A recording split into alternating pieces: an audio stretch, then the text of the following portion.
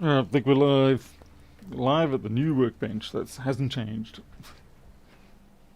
Let's see. Looks like I've got a bunch of people I've got to catch up with already.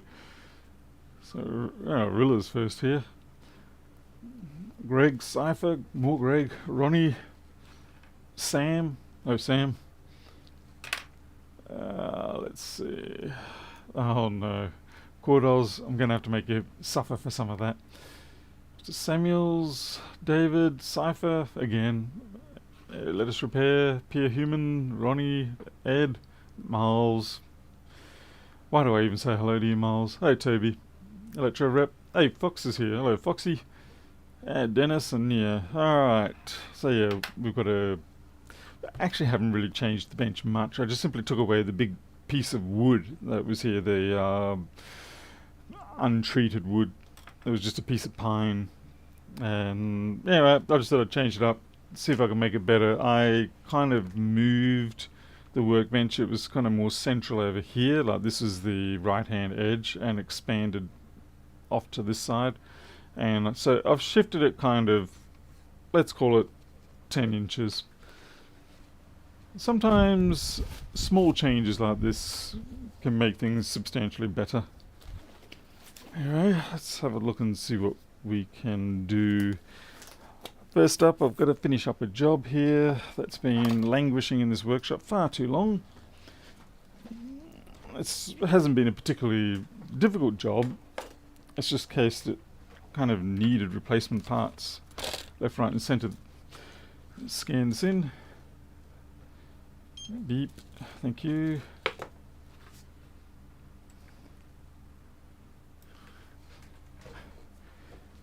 You ever had bunny chow? You talking about where you take a loaf of bread, pull the stuffing out, then fill it up with curry? And then yes, I have. From Durban. Is that what you're referring to? Because that's what I know as bunny chow. Okay, this thing I've also got to deal with the trackpad. There's an issue with the trackpad on this. Yep, okay, we're on the same page then, Ronnie. Good. Okay, now with this particular model, I'm pretty sure that it's a nightmare to get this plate off. It's just stuck down very well.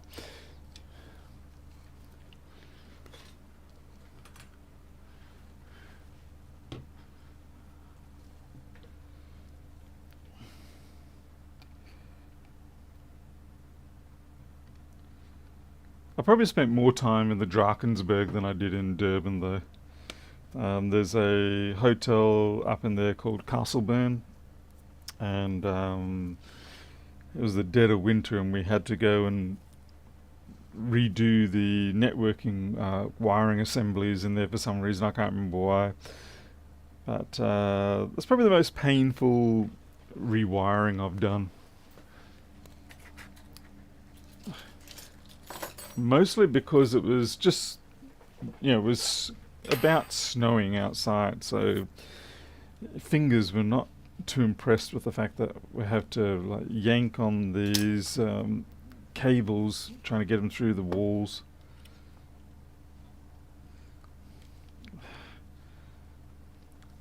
Let's see if a bit of heat might help us. I don't think it's going to help a lot.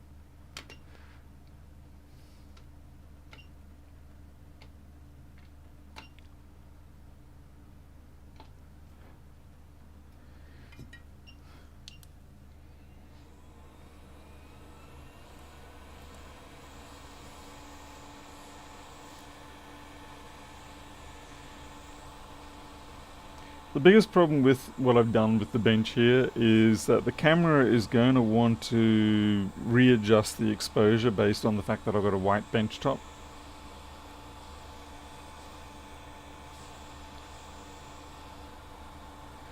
So anyway, let me know if the exposure is too much. Yeah, it gets a little cold in the Drakensberg. Fortunately, it wasn't the coldest, but so the little dams they have at these resorts, they hadn't frozen over yet, so that was good.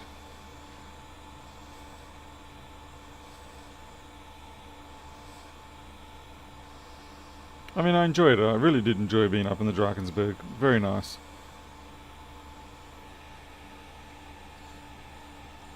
Hey, Jeho.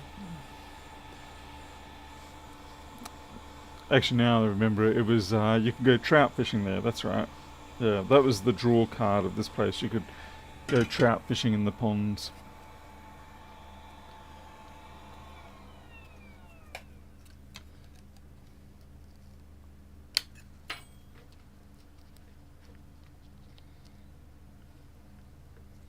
Geez, they make this tricky. For whatever reason, this particular one is quite annoying to separate.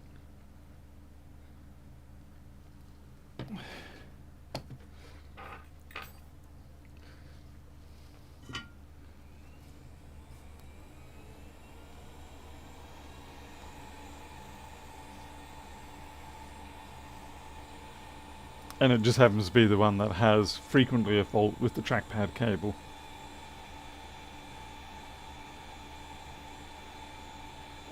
Greg Foster had a 1502 SSD failed on a customer. Was that one of the classic 1216 pin, or is it 1416? But I know the ones you're talking about. The same one that they use in the most of the models of that era. Was it a Samsung or was it a different brand controller on it?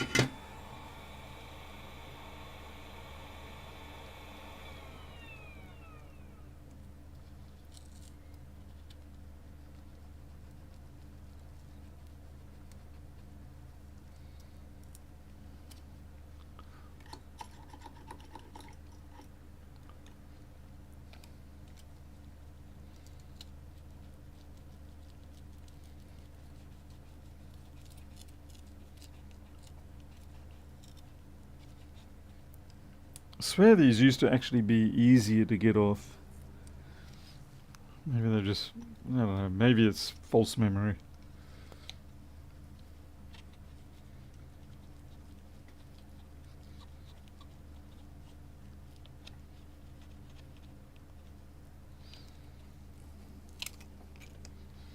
I wonder if I can actually pull the strip out.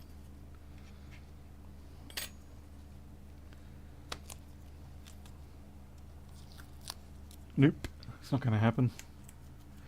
Hey, PC Fix from the Philippines. Hey, Bunty. Hey, phone repair.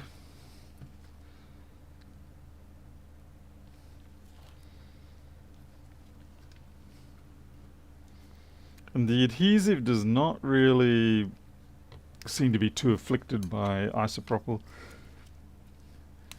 Honestly, the isopropyl is more useful as a lubricant for getting this to slide, rather than actually doing anything to the adhesive. Okay, finally. And so, for what? Why is that even on there? One of those weird design things. Hey, Yamura, welcome. Alright, so yeah, we don't know exactly whether we've got a trackpad issue or a trackpad cable issue. All I know is it doesn't work properly.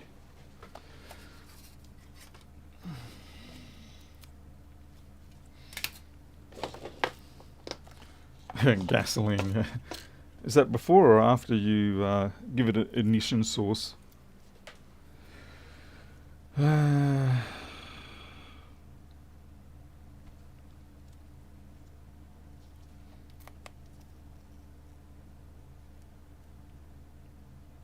Actually, I really do hope it is actually a trackpad or a trackpad cable issue, as opposed to, well, there's something wrong with the logic board, which would be just suckful. Let's see, we're dealing with T5 today. We are indeed. Lucky us. T5 is a very nice balance of tip size. T6 is good too. All my markers are up here. Okay.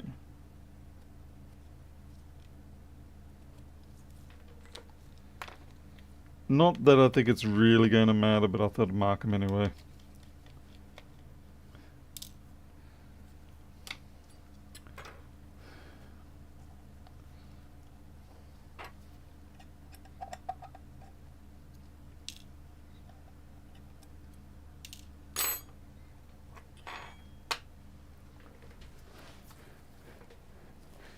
MEK, yeah. The trouble is when you have the MEK, you often don't feel like finishing the job at the end of the day. You're just like, nah, man, I'm cool. I'm just gonna sit here and enjoy life.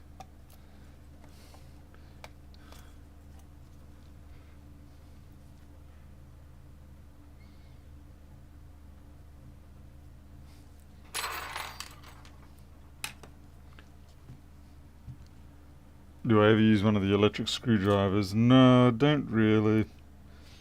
I mean, I used to, like when I was doing, um, when I was running PC tech shop repairs, things like when you're working with normal computers.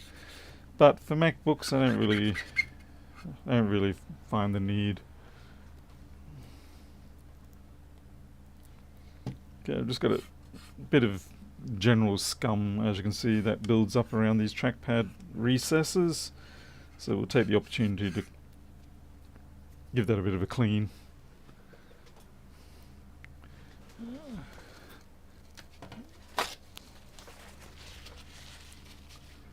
Catherine switched from Windows after Microsoft installed 24H silently while I was in Switzerland.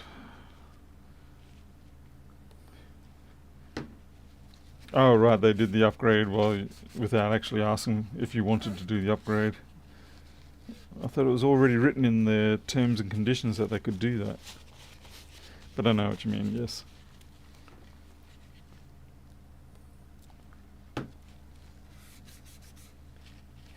Yep. And to be fair, this is just normal stuff. You're always going to get that kind of material, as it were, on any kind of machine that is being used by organic creatures such as us. So it's nothing unusual, nothing to be distressed about, nothing to be all vomity about. It's just needs a clean. That's it. That's pretty good.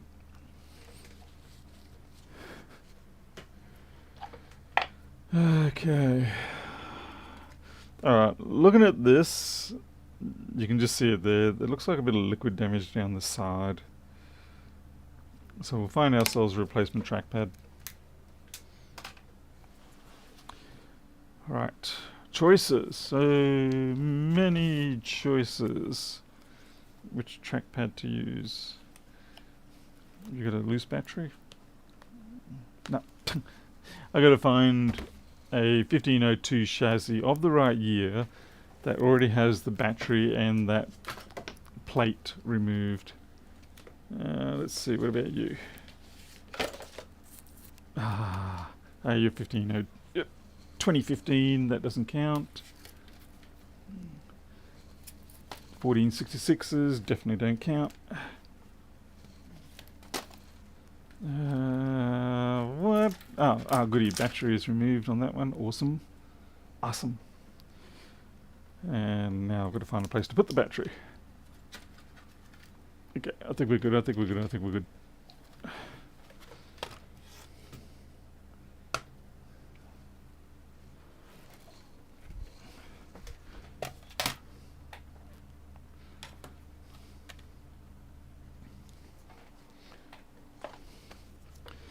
Alright, so just... is this the same? No, this is not the same. Nope. This... I don't know what I was thinking. This is a 2015. You got the metal plate over these parts here. It's a 2015. Yep. Wrong model. I'm bound to have one around here somewhere. It's like I've got so many of those machines. Another 2015. Alright, maybe I don't have so many. Come on, Paul. The reason why I think I have them is because I've had several that I myself owned. Like, I never had a 2015 for myself.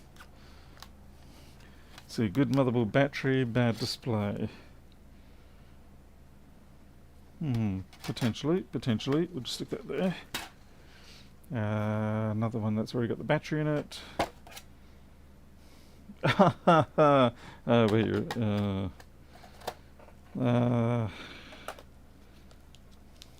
view the battery. I'm just getting see if I can find ones that the battery's already coming out.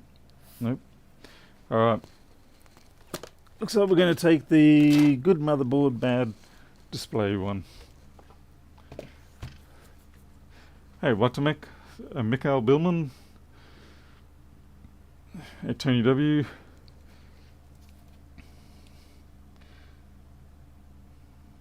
Not exactly sure which model this one is. Looks like it's got a fresh battery in it too. That's been sitting there for so long that it's no longer so fresh. It's a shame. Because, you know, these batteries are 80 or 90 odd dollars each at least.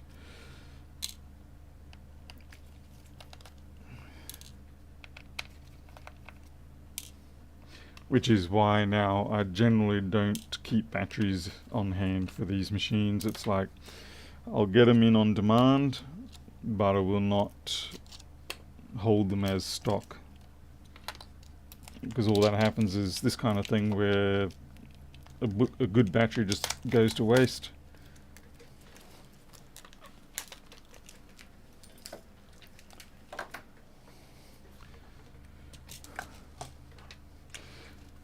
Alright, so we have to remove the panel again. Wow. Maybe if I'm lucky, this one is already partially removed, but I doubt it. Now, that's a big no.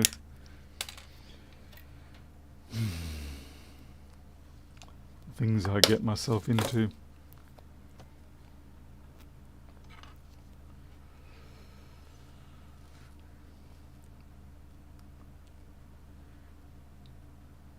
I'm not making them anymore. But Harold from CMI Zapper will be making them in the near future. So it's just a case you're going to have to wait.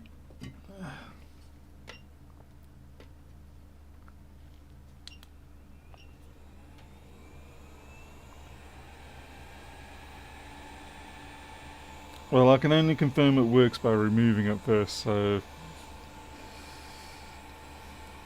Because this has a broken display on it, so I can't tell whether it works or not.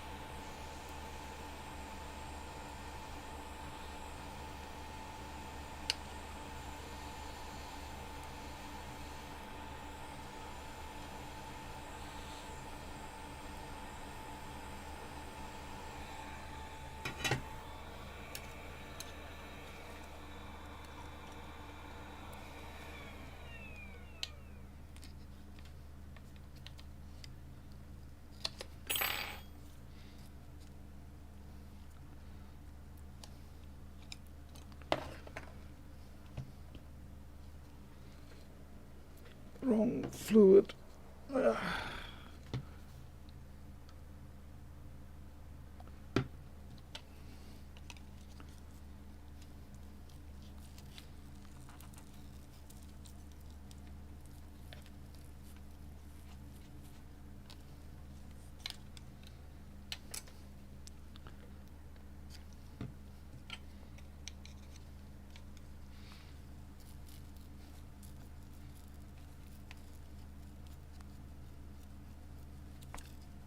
Come on, almost there.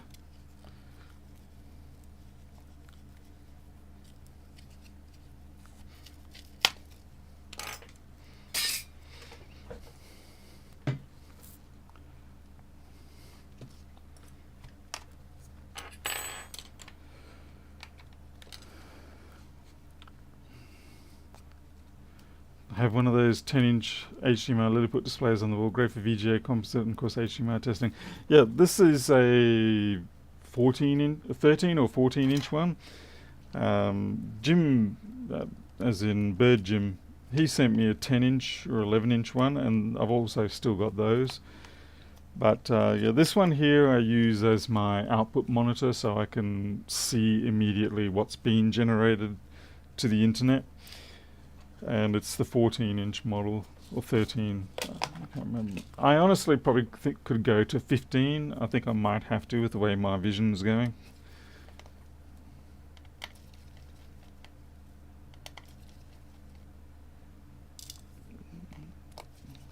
The ones that Jim sent me had exceptionally are exceptionally good quality panels. This one's a little, yeah, not so great.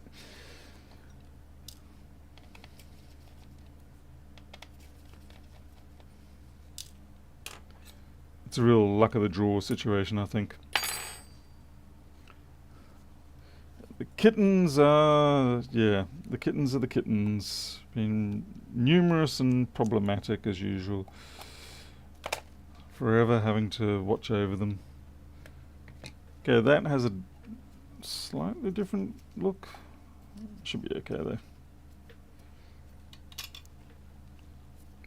Just wondering where that went. The display is damaged already, so it was okay that I was using the metal implement. In case people were freaking out.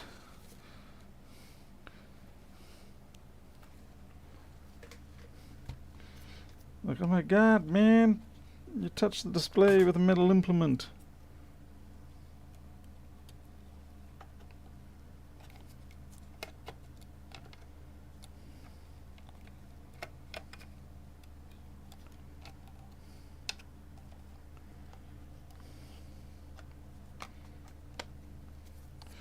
Right. Tweezers of some sort.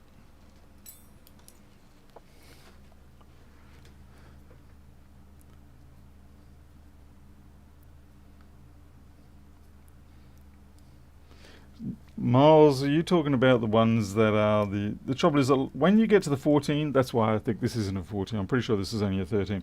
When you get to the 14s and they switch over to the USB-C style, yeah, that's why the problem is there. As opposed to just wanting a 14, well, yeah, just a 14-inch laptop display. Fortunately, though, I can get around that because of the fact that, oh wow, we've got different screw sizes. This is going to be fun. The controller board that is in these display assemblies, anything from the 10-inch up to whatever this one is, they all have the same controller board and they're all running HD. So you can just use that controller, glue it onto the back of a 15-inch laptop. Ah, now I understand what's going on here. Yeah, if you find a laptop screen that you really like, you can just bolt it on. Okay, the difference here is that the screws that go into the actual trackpad are smaller in diameter, like the thread diameter, than of the actual ones that go into the chassis. That's why it was a little bit confusing then for a second.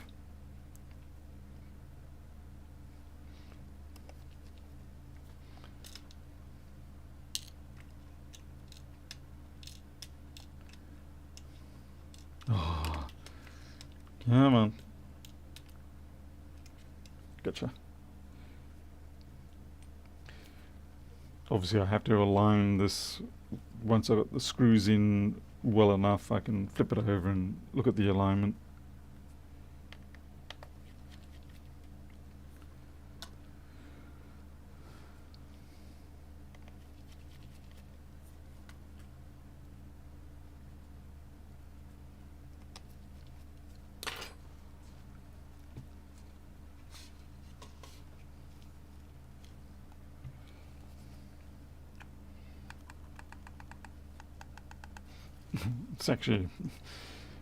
It's pretty smack on already, so I don't have to do anything. Some of the trackpads, like on the 1466s, they can wander everywhere. So you end up with this 2mm gap on one side and then no gap on the other. Okay. Let's get their logic board in.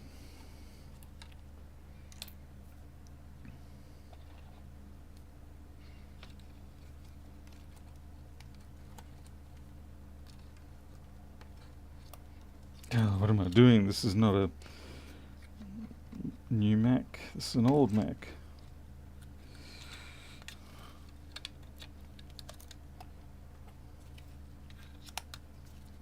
Okay, that one's good.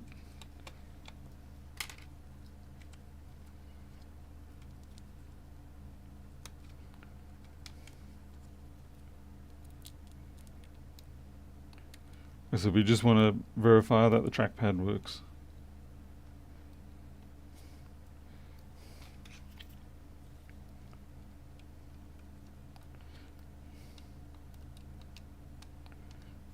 Which means at this point I'm now plugging in far too many things that don't need to be plugged in.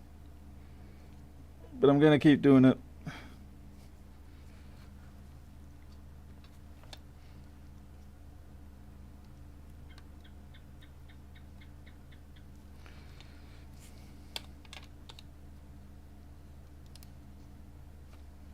Okay, let's put some screws in for those. Hey, Sylvia.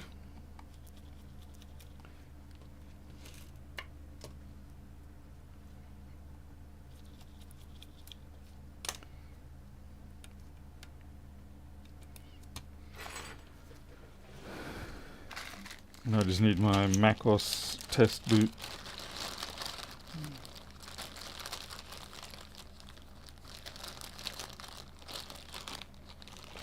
Which of course naturally is not in that collection. Oh, come on, man. I just had you yesterday. There we go.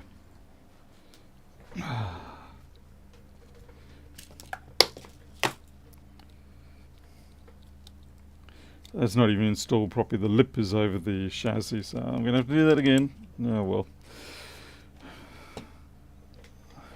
Suppose worse things can happen in life.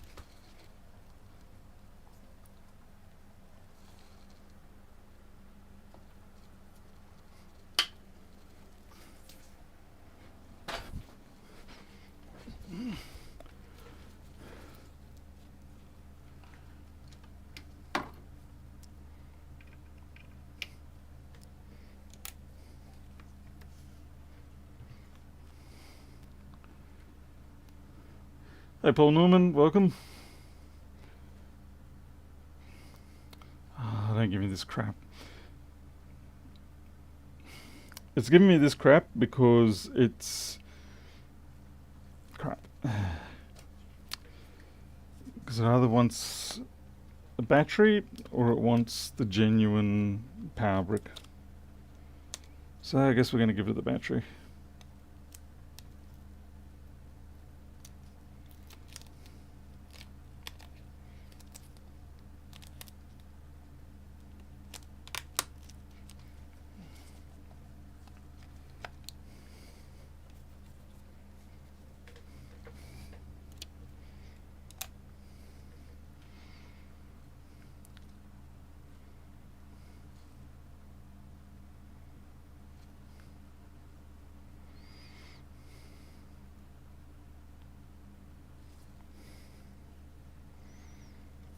And huzzah, the trackpad works. See if it actually clicks. Clicks. Okay, that's good.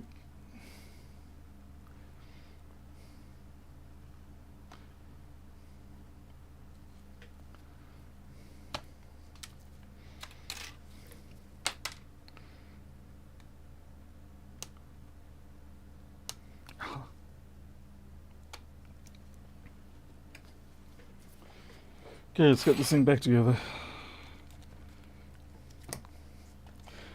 Then we can get on with other repairs. Alright, so like I said, I've got to take the board back out because this is not lined up properly. Like I said, the little tangs or tongues or whatever you want to call them are hanging over the top edge of the chassis. They need to be tucked under the lip. Sadly, I do that a little too often.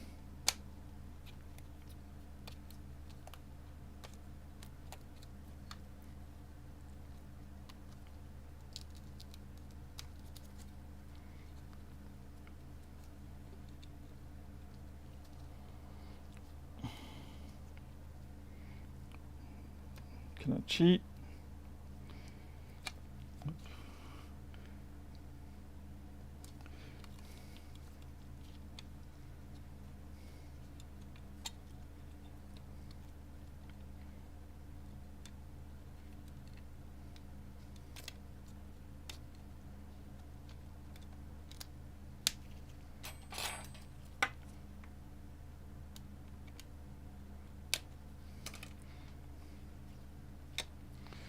Right, that's fixed.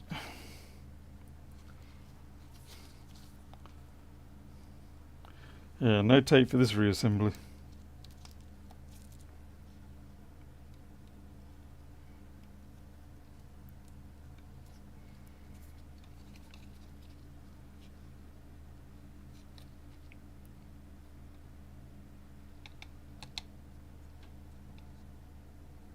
Come on, get in there.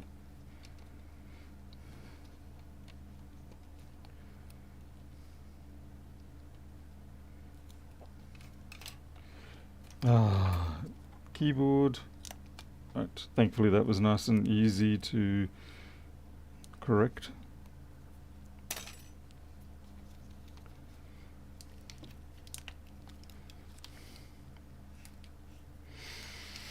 Yep.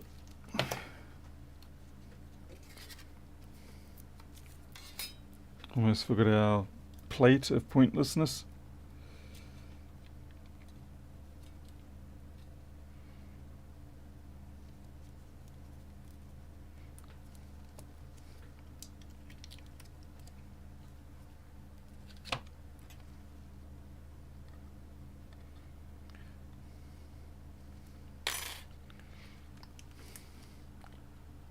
Hey Jim. Yeah, Greg, take care. Thanks for dropping in though.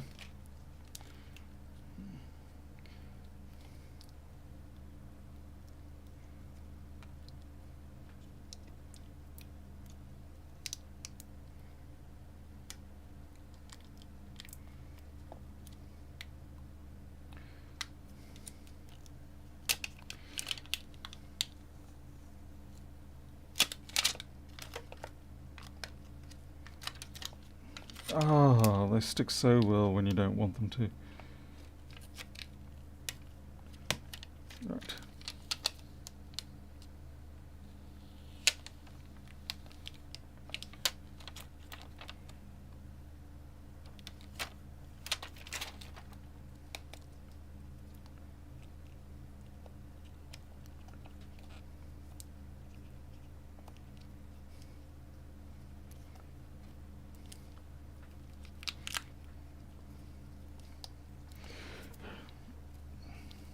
Better get those speakers installed. Actually, where did I put those speakers?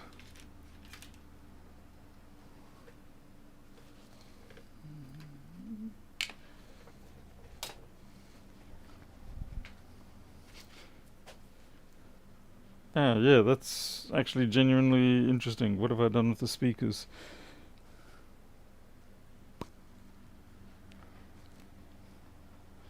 He's hoping Mr. Daniels was not an ID10T, threw them out.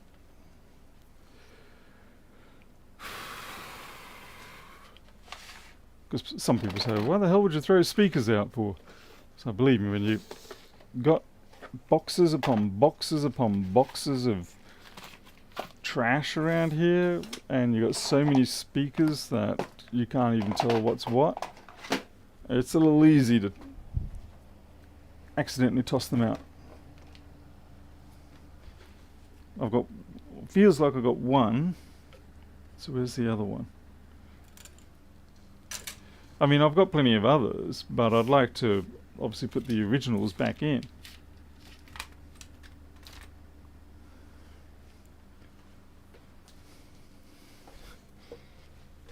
Is this them down here? I think I found them. I think.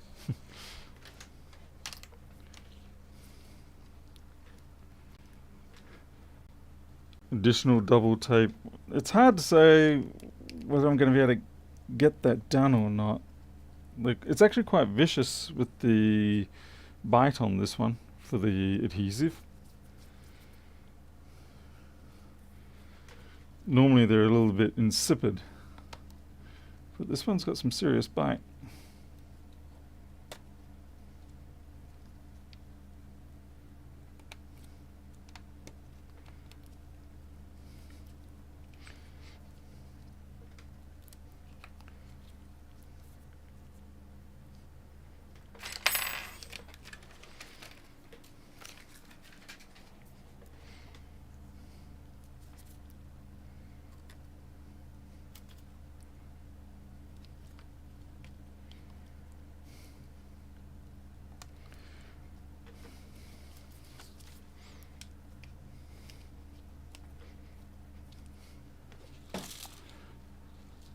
Hey, Honorius. All right.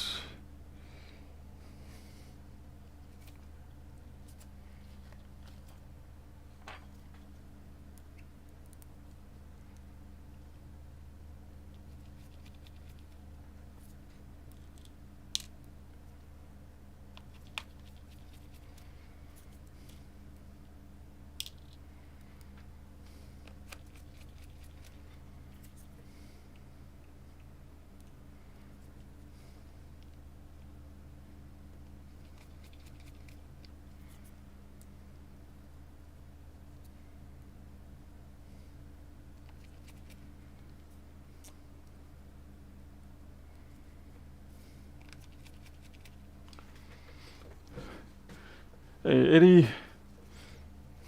It's a poll to you.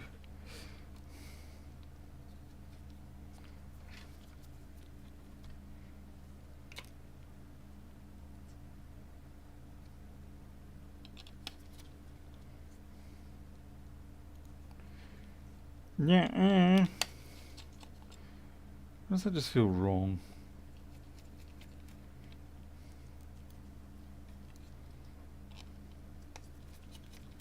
Okay, it's better.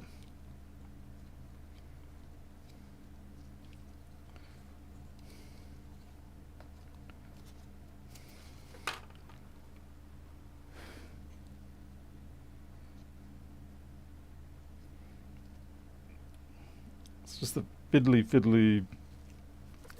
stuff. Always fiddly. Okay, well now. They have these strange conventions. Like, for some reason, the screw that goes here to hold the heatsink assembly down is a Phillips. So, or JIS, whatever they are using. But it's kind of like, why did you go for that when everything else in here is like a Torx? For some reason you decided, no, let's make that a Phillips just to mess with things.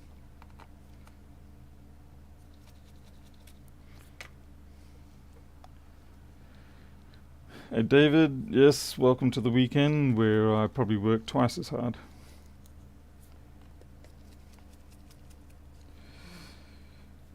The magical screw that you can never actually. This is like the magical battery screw that you can never afford to lose. It's the only screw with this kind of pitch on its thread, and it only fits there in that battery hole there. For whatever reason, they just decided, yep, let's make that one unique too.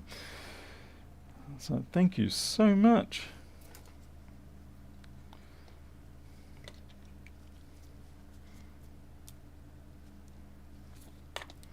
Which isn't a big problem until you lose it. And then you'll find you've got nothing in your collection that matches that.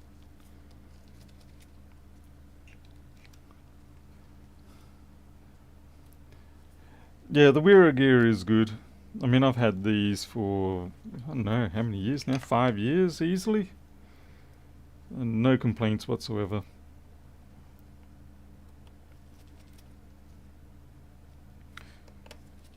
I did buy these ones all individually, and then I also got the big roll, like the combination roll, which is also good because it contains some screws that I didn't have.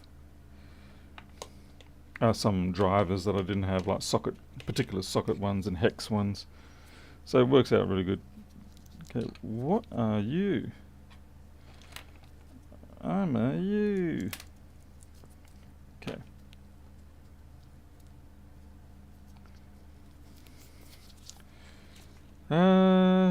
I think we're about done. just going to mark the battery to let it know when it was installed and by whom.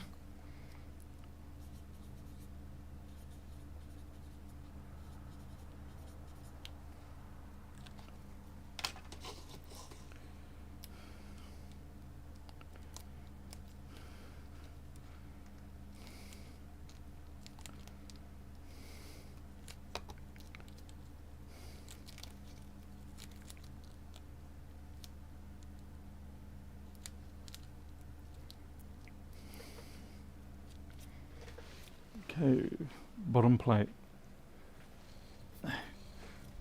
Right.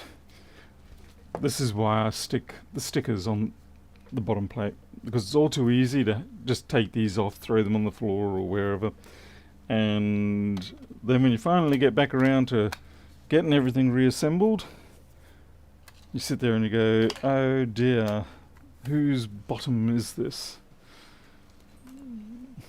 And it doesn't seem like it's a big issue until you realize there's a serial number on the bottom of these. And some people do take note of that.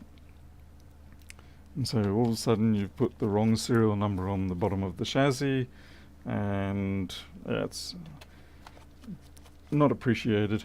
So yeah, that's why I put a sticker on the bottom, I put a sticker on the top of the keyboard, and I put a sticker on the display. So they're the three sort of major assemblies that you're going to split out potentially, which could easily get mistaken for others, other jobs. Spencer. Why did we let you in here?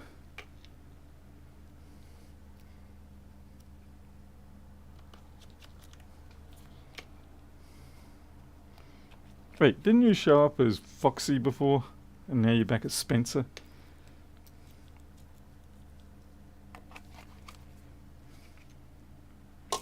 Okay.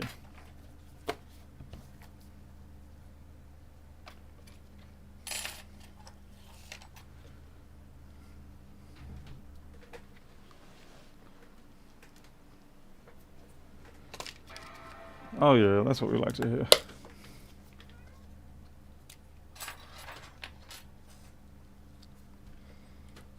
I was supposed to run my special task one there.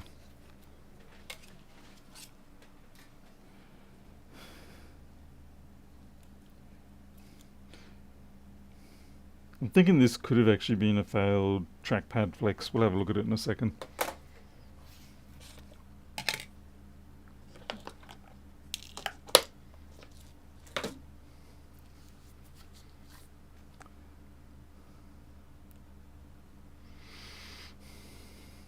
Come on now, boot. It's just sitting there and waiting.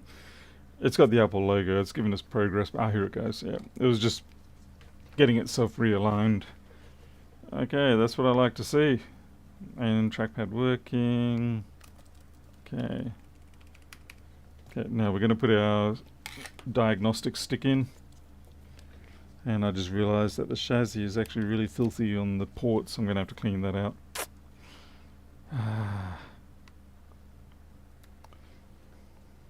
Should have done that while the board was out, but I didn't think.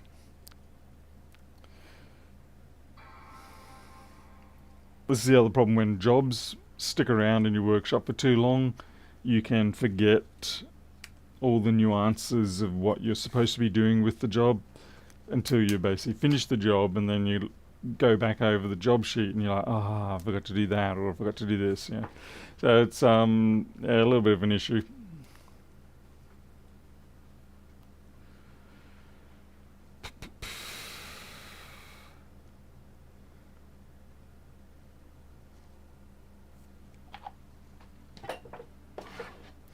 Nice thing with the reorganization of the desk is that I've managed to push the air filter up and away from the desk bench area, so it's freestanding to the point where it should not put any vibrations into the bench anymore. Alright, here we go.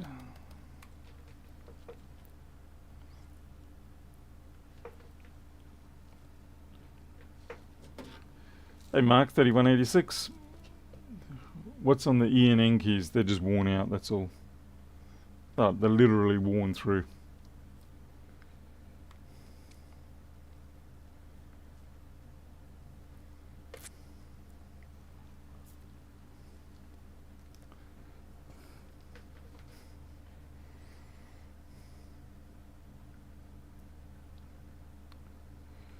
Okay.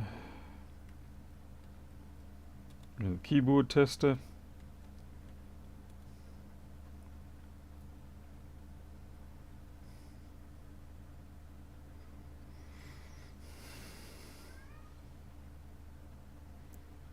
Wow, this stick is getting old.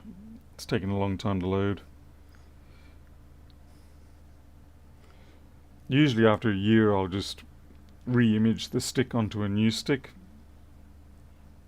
Yeah, we'll see, we'll see.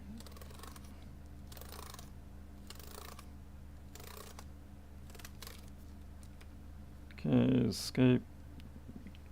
Caps. Okay, all the keys are working fine, that's good. Yep. No dramas there.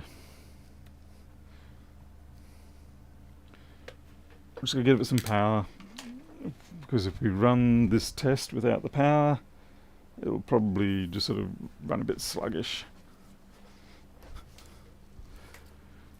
Which kitty was meowing? Probably Milo, I'd guess. I don't know, I didn't hear it.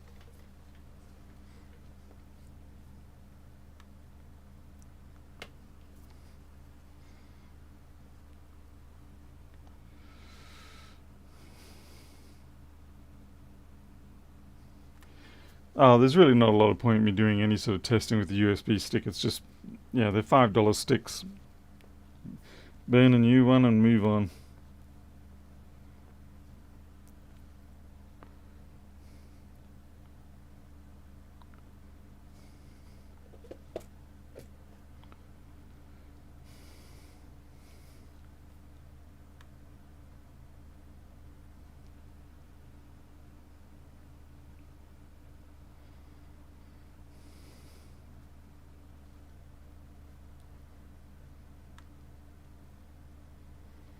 What? Nearly full.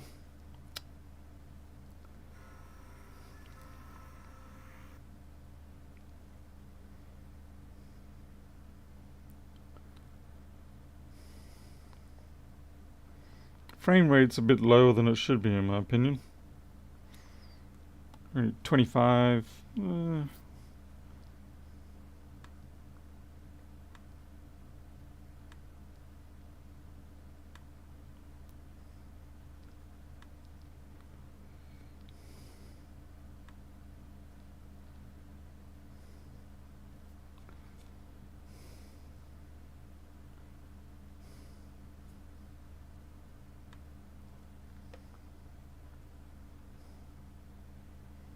Still seems smooth though.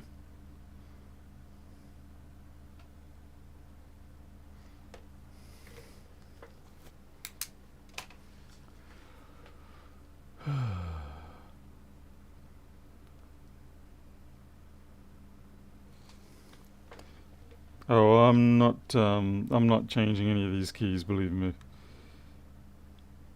Because yeah, no. I can guarantee you that the specific build of that keyboard will be one I do not have, and I'll pop that key and I'll go to put a new one on and I will not have a matching key, and then I'm going to have to take out the whole keyboard. I'm not doing that. This is not an Air, this is a 1502.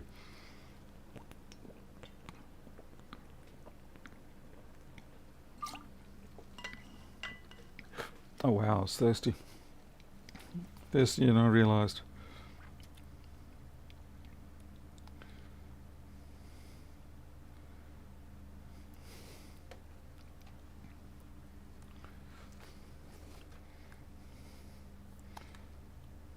Just going to see what the specifications are. So it's a 2.655, but it's just an Intel GPU, Intel Iris. So I suppose, yeah, it just seems a little low. Not badly so.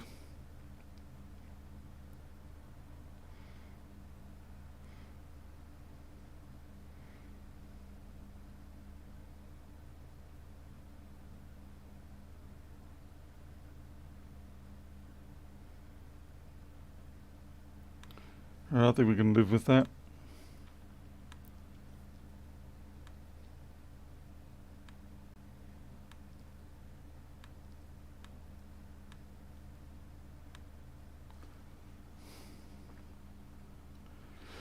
Enjoy the fan out there, Samuel.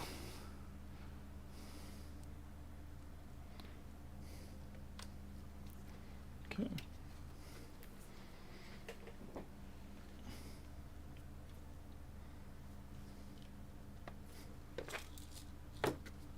Yeah, these...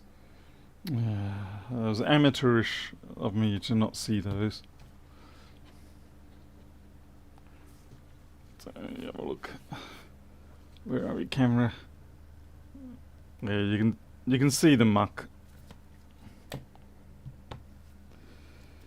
It's not bad, but it is enough to be fractionally offensive.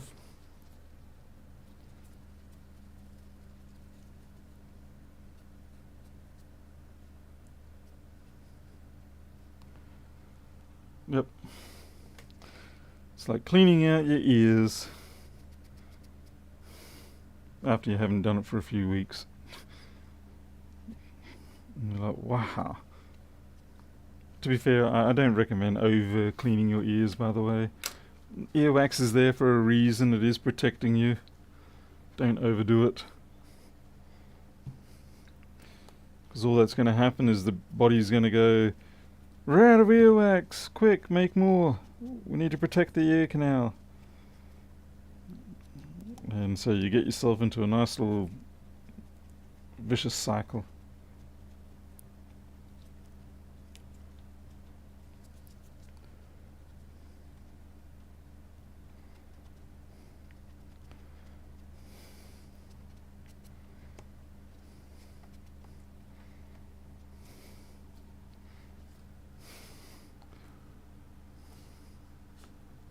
They're looking better.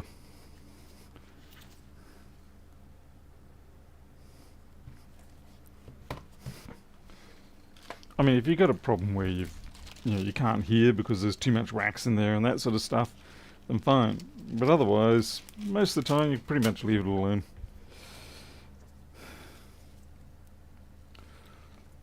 Not that I'm giving out any kind of medical advice, of course. Or the push the wax in. That is actually a very common occurrence, yes. People pack the canal in even more. And then they've got to go to a audiologist or whatever they are. Have lots of fun. Okay, so yeah, we're getting stuff out.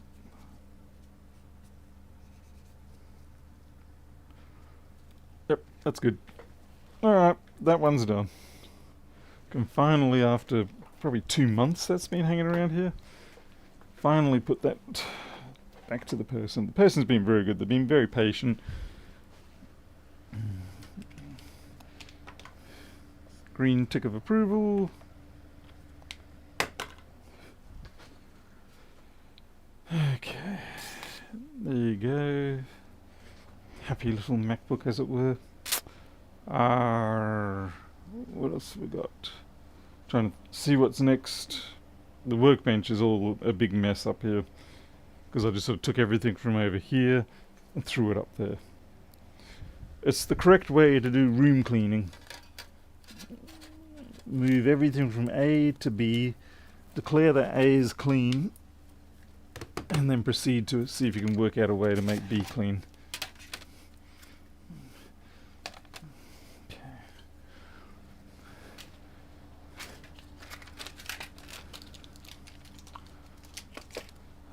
Let's see. Oh, we wouldn't have a look at that trackpad cable, that's right.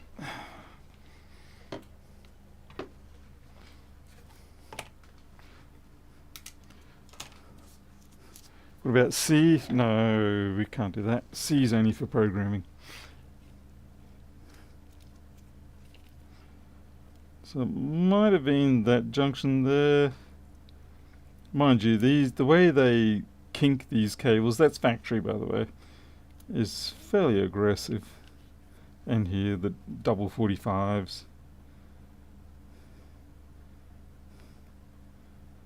Well, certainly liquid did get in and under. I'm not sure it would have been enough to stop it though.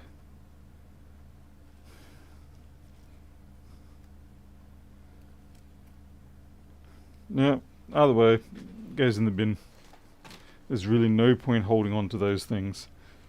You hold on to that stuff and it just sort of builds up in your workshop until the point where you're like, what is this stuff? You know, it's like, I don't remember this stuff. Whose is it? Where's it from? Does it even work? That's the big one. Alright, what's next? I think I've got a 1466 I've got to sort out. Where can you get... It's on my GitHub, I think. There's so many programs that I write, little, tools and things like that I write, that I just end up throwing up on GitHub. And... yeah. And I forget about the fact that I even did it. Okay, no, you're... Actually, yeah, I want to find out what's wrong with this board. It just died on me and I don't know why. And this person hasn't mentioned anything to me recently, so hopefully they're still around. Micro time? 2 minutes to go. A good observation, but 2 minutes to go.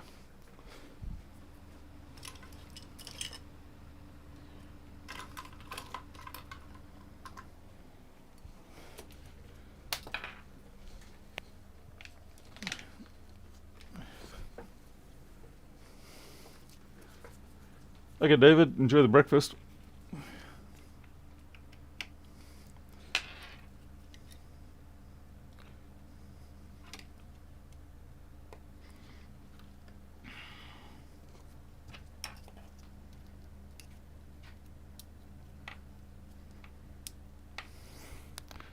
Yeah, we just get a momentary flash and that's it.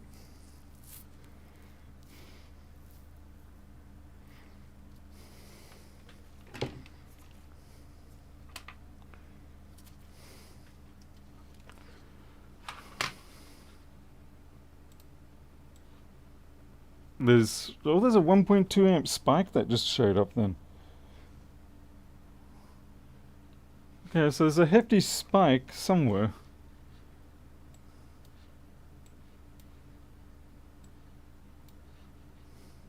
Hey, Didumrose. Thanks for getting that link for me. Appreciate that. Okay, so it's periodically trying, and there's micro. 2.3 amp. Okay, so it's a big spike. So we will come back to that and see if we can find it. It's got to be a short somewhere, I guess. Gmail, what do you want? Oh, it's a message from Gmail or YouTube saying, you're live. And I'm like, yep, thank you very much for letting me know. Take the headphones off.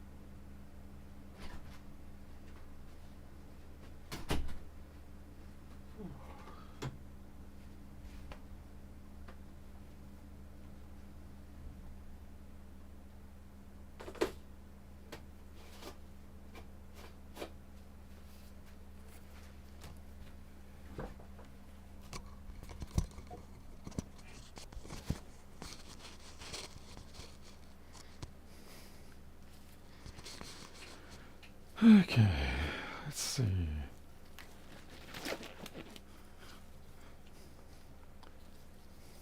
Oh, thank you very much for that, Osis.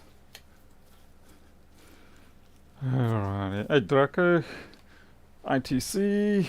Alright, let's see. Damn it, need more water already. Wow.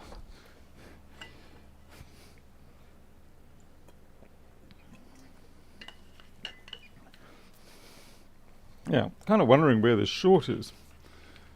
I don't remember seeing one the last time I looked at it. So I guess we'll check the fundamentals. Now I've got water over my face. Oh well.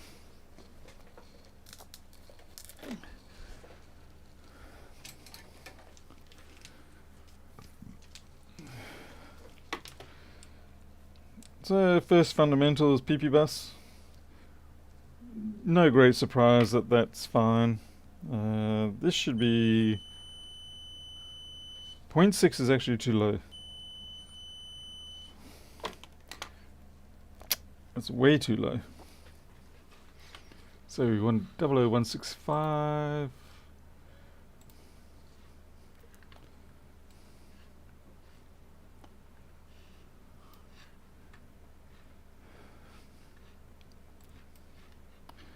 Schematics.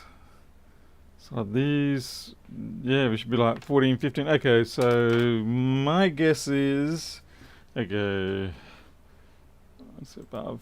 Anyone want to guess what I'm about to do? You got about 10 seconds maybe before I commence it.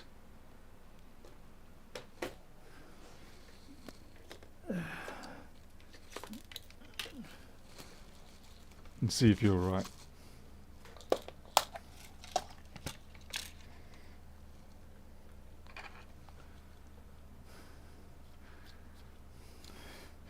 Alright, no one's claiming it. Okay, what am I expecting to find when I take this off? Damn it, Miles is there. Yeah, no. Come on, it's got to be that.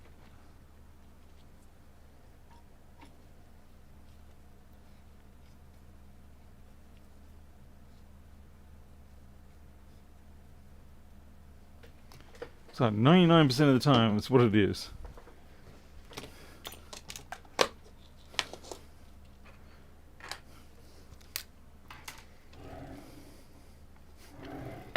Let's see if we can find it. I mean, it could be something else. Maybe we got one of those freakish events where it actually is the low side MOSFET that's shorted through.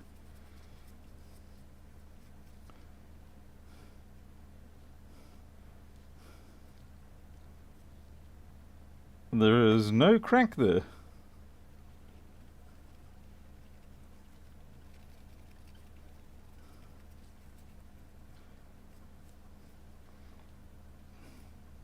Wow.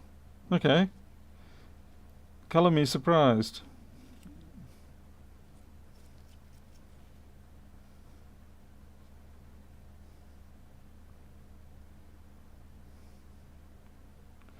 Maybe this is actually going to be an interesting one. Maybe it is repairable. Although, I don't like my chances of that, in all honesty. It's just a little weird. Normally, when you have that kind of failure, it's, it's the PCHs decide to try and get on board a Falcon 9 rocket and shoot itself to the moon. Even though the Falcon 9 doesn't do that, but I digress. Starship? How's that?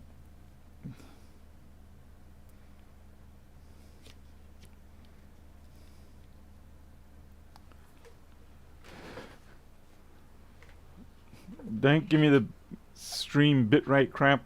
I will hurt people. I will hurt you if you keep talking about the stream bitrate, okay? There's nothing I can do about it.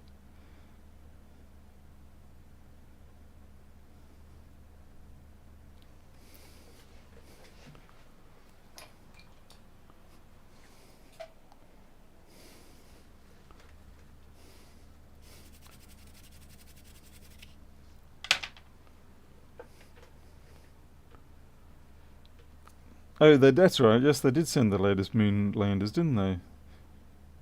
Forgot about that one. Okay, well, there's a trick we can do here to find out what's happening a little bit. And if we go to schematics,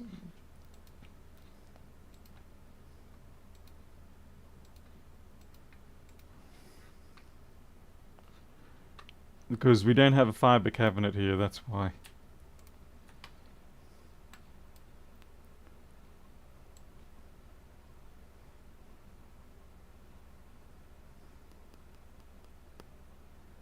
I can't do this trick.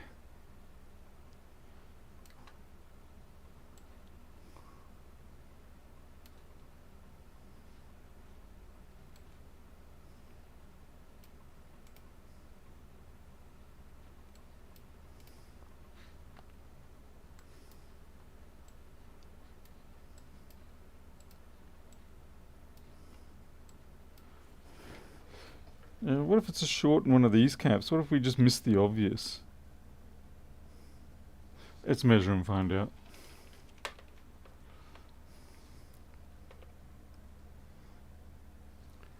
And the answer is no. Nope, that's not it. Bugger. I was kind of hoping it might be present there, but it is not. Figures, because that comes straight off PP bus.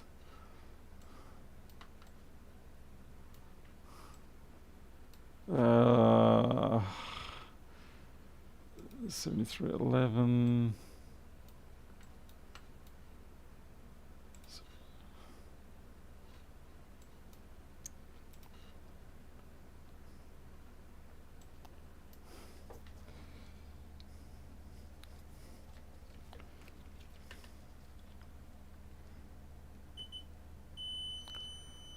.05, 0.02. Okay, so we've got a 0.3 ohm drop across that. That's interesting. Keep that in mind. And we'll compare it to... What? Oh, whoops, looking at the wrong one.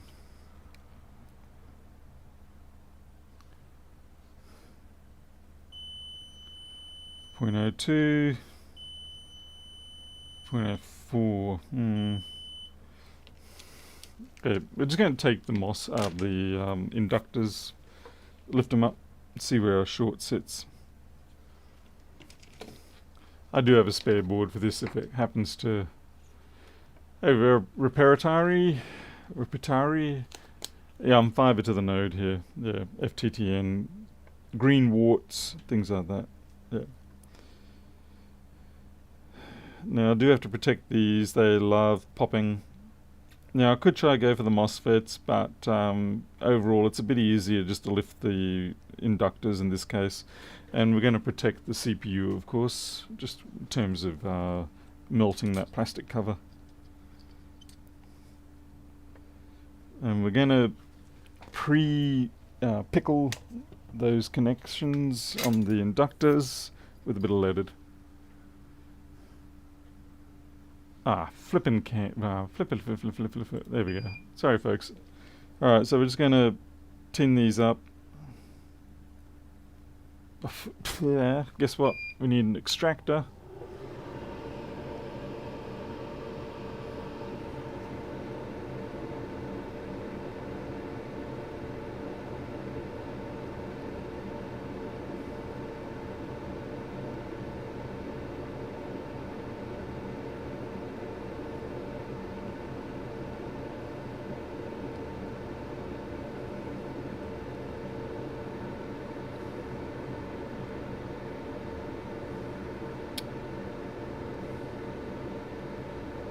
That's good. They're pickled. That's pickled. Mr. Pickles. And that's pickled. Right.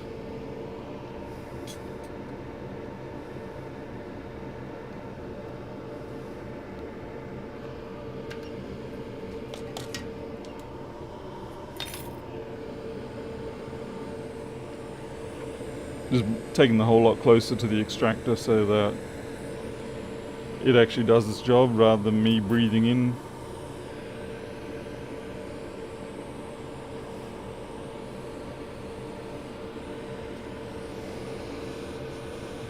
Frame rate's being caused by YouTube, not me. I'm doing solid 60 here.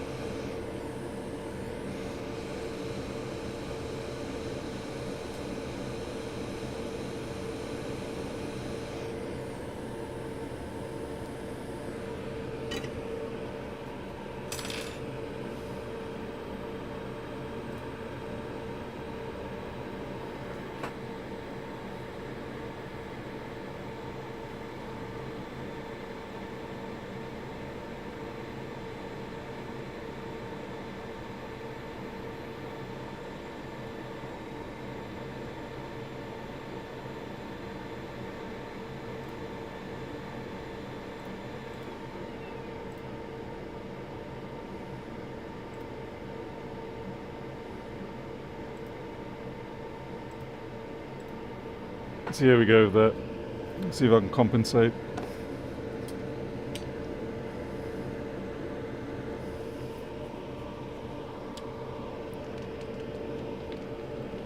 No, it's not a camera problem. Everything's fine on this side. Like if I show you the recording of what it's recording out of the camera, it's fine. I've got my full 60 frames per second and everything. It's a stream upload issue. So yeah. Please send all complaints to YouTube, not me. That's kind of not what we wanted to see. So we've got 2K there. We're going to have 2K here. Yeah, no. That's a problem.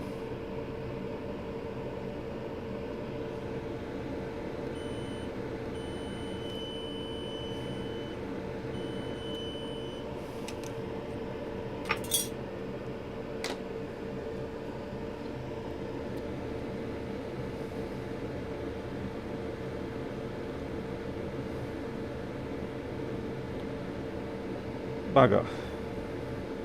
There could still be a cap.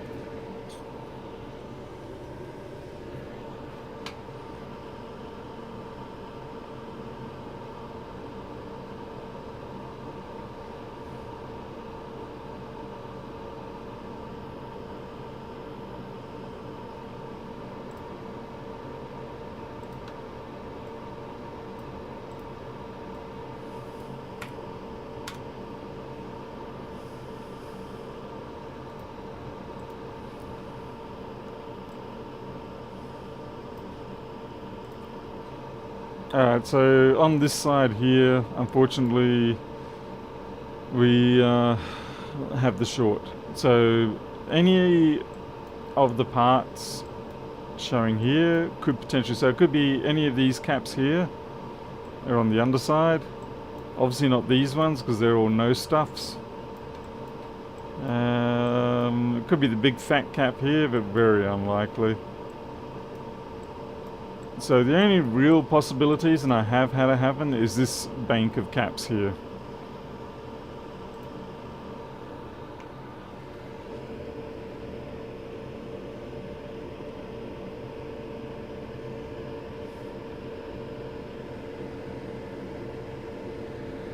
So these ones here.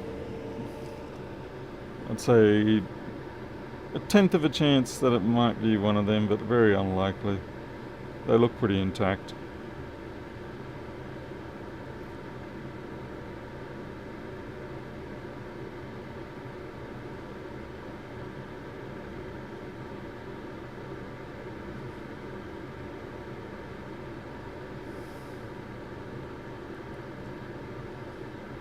I do find it interesting though that the CPU is not showing any signs whatsoever.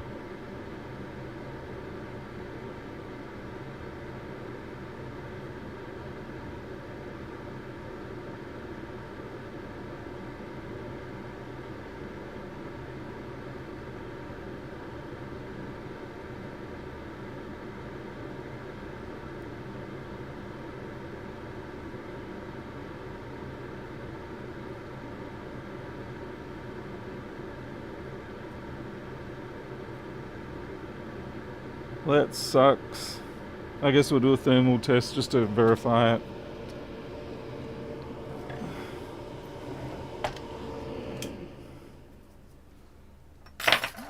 Oops.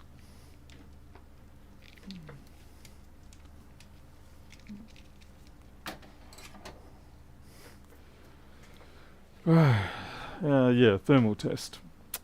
Which means I've got to find my injection wires somewhere. Where are you? Injection. Oh, there you are.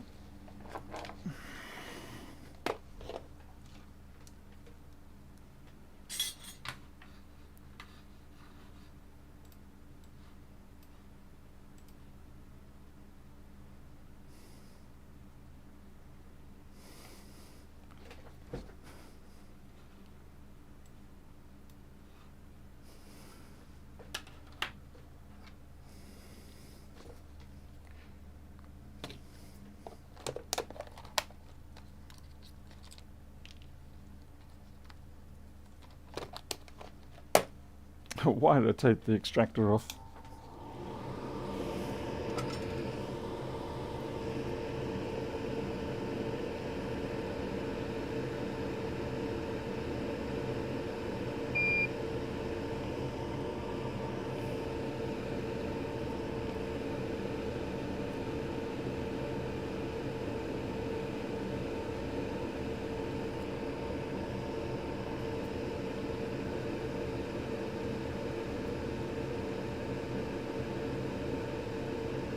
Bit of corrosion there.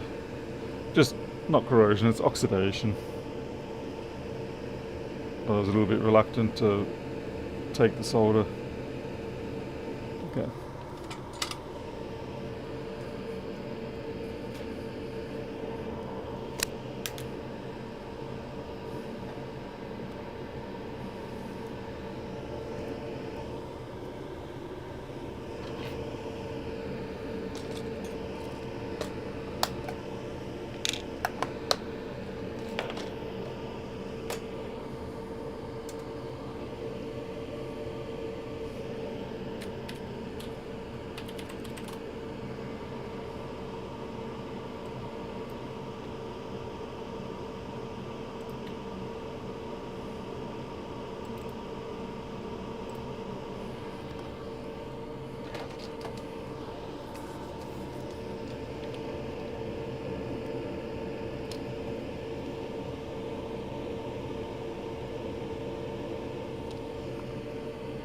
We definitely don't want 3 volts pumping through that. 0.9.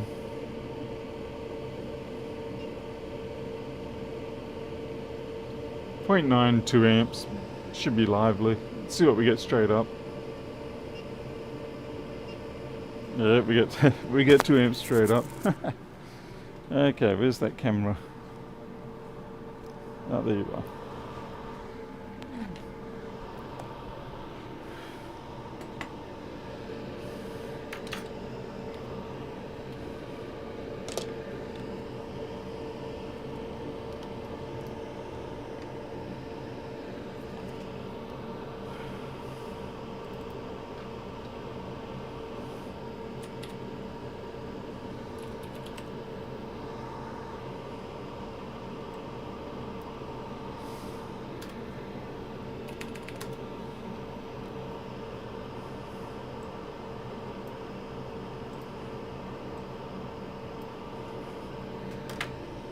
Alright, so here we go.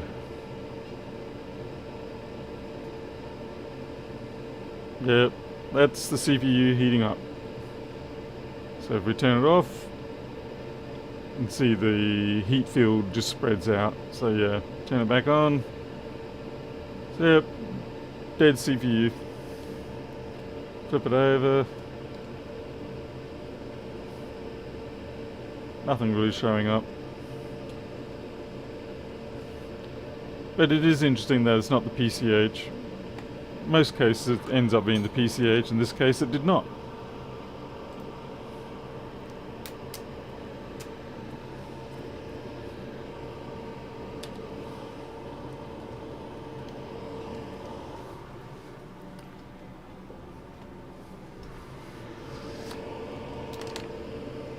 Unfortunately, that is a genuine... Okay, it's not a complete bin job. You could replace the CPU.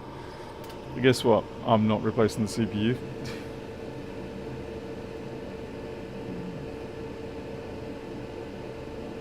Come on. Thank you. No point replacing the CPU on this.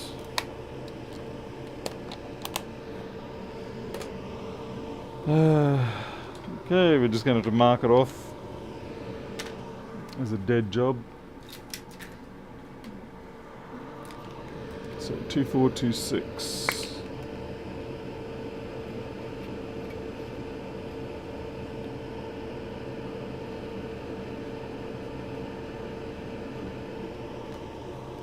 Okay. So the way it goes sometimes. I'll just get one of my other boards and put it in. There's plenty of spares for that. Okay, let's stay.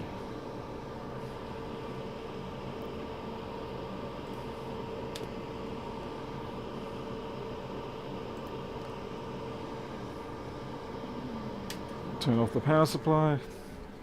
Alright, next job it is then. What have I got?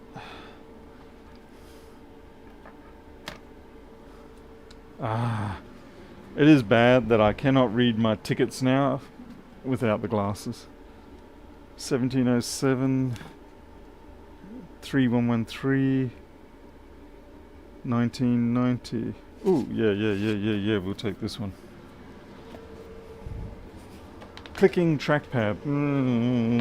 This is probably too far gone, this one, but we'll see. Okay, job in.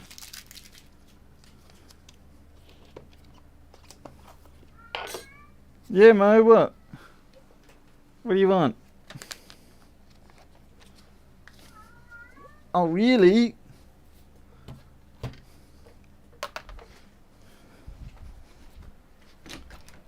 What is it? What? Why don't you eat your food? Where's your bickies? Where's your mother? Where is anything?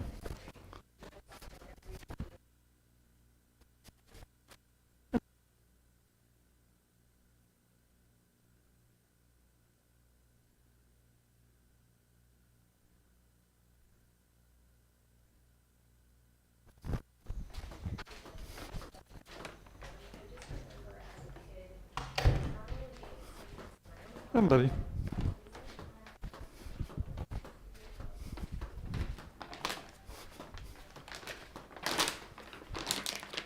Yeah.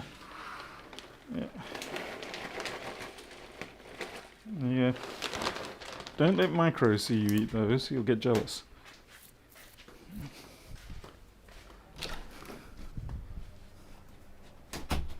Alright.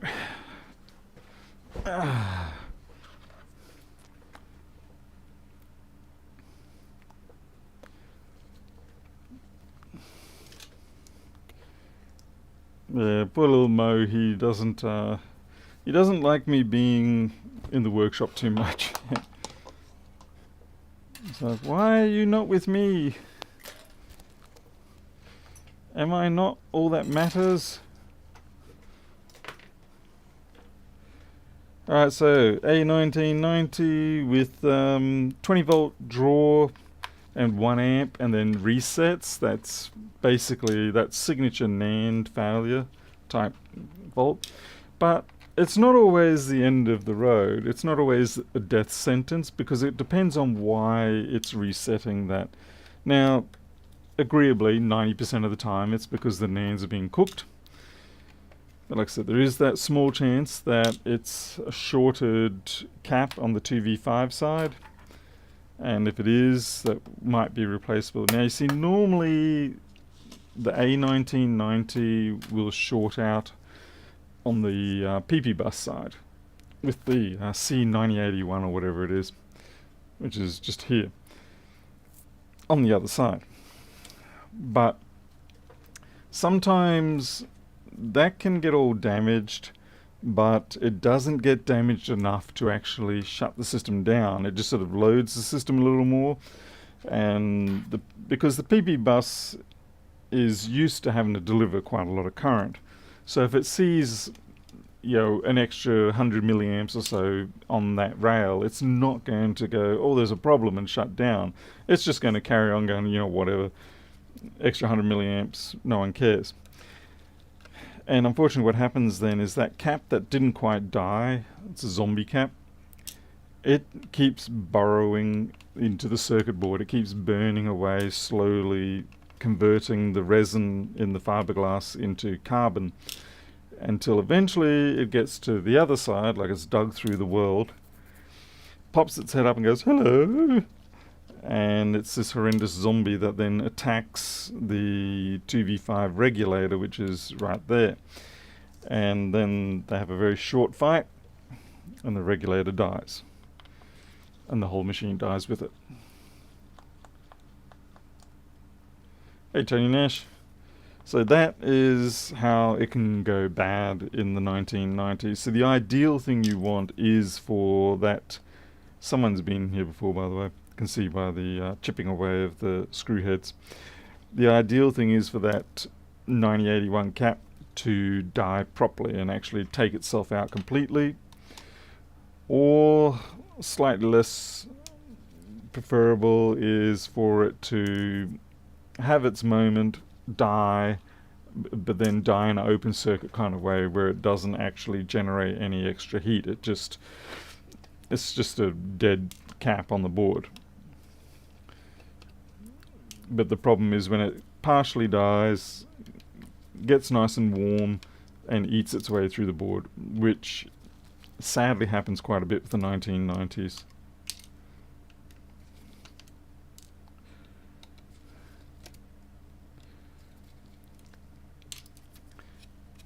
Looking at that regulator, it doesn't look like it's got any damage on it, so it hasn't got like a glossy hot spot on it or anything like that. So yeah, we're rather going to get lucky and it's a 2v5 cap that's shorted out, which is fine, or we're going to be unlucky and it's going to be the 9081 that's just eating its way through the board. Hey GB Wumble. So, anyone want to take bets? Anyone want to take a guess on which one we're going to end up with tonight? We're going to have a zombie cap that's killed it, or we're just going to have a normal 2v5 cap that's just shorted out and died. No prizes on this one because honestly it's anybody's guess. To be fair, I haven't even bothered to check to see if PP bus is shorted, but it most likely isn't because we are getting a charge according to the job sheet. We're getting a charge and it is resetting every 20 seconds or so, which tells me that, okay, PP bus must be in a pretty decent condition for us to be getting charge.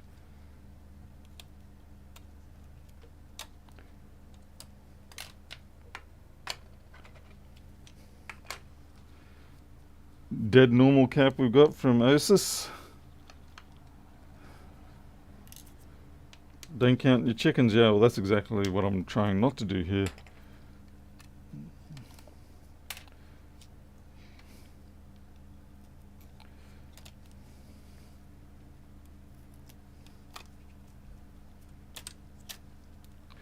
They're the two most likely scenarios for this model with those symptoms. Corroded capacitor. Okay, we got 1 for 1. I'm really hoping for a dead normal because I could do with the extra 300. I swear someone's been in here and cleaned.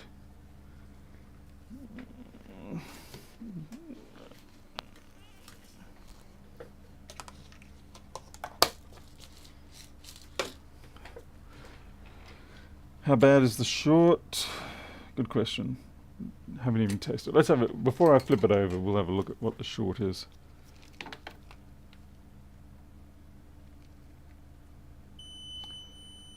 0.2, so yeah, it's either way on that. Could be circuit board or cap really at 0.2. Alright, we're going to go for the flip. We've got a bit of moustache here. Young teenager moustache kind of stuff. Okay, well the cap, this is what I mean. See that there? That's on PP bus and that's not shorted. On the other hand, we may be lucky here. That cap looks sus to me. So I'm going to say, if we're really lucky, that cap is the culprit and it's the 2V5. I know it's the 2V5, that rail. Yeah, I'm going to say you're the culprit. You could have been, but because that has not burnt through. It's corroded, it's nasty, but it hasn't burnt through.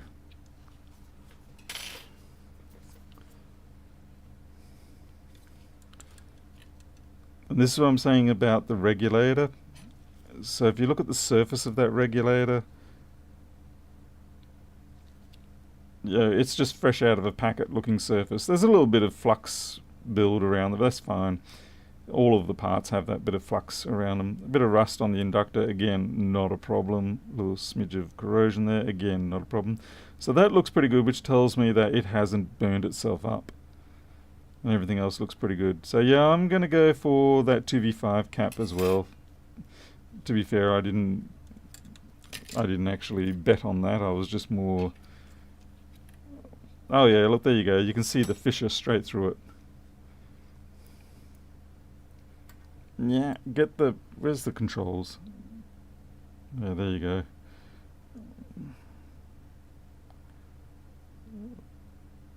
Nice, bright, spectacular crack through.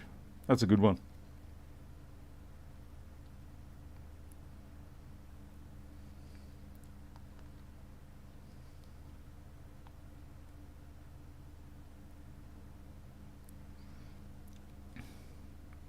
That's what you want. Obviously we're going to clean up that other cap.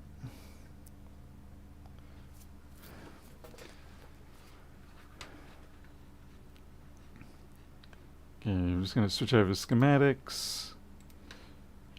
We're going to load up this board, which is the... Is this the 1041 or is this the... This is the 1041. 1041. Job, create a new job, ticket, 2475, A1990, 20 volt, 1 amp, cycling every 20 seconds.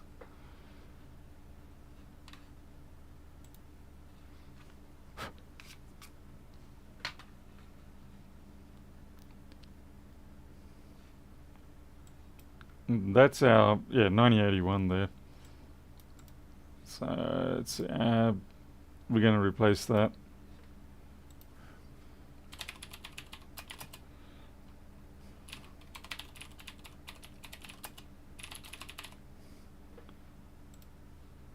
And then this one here is the one that's actually cracked.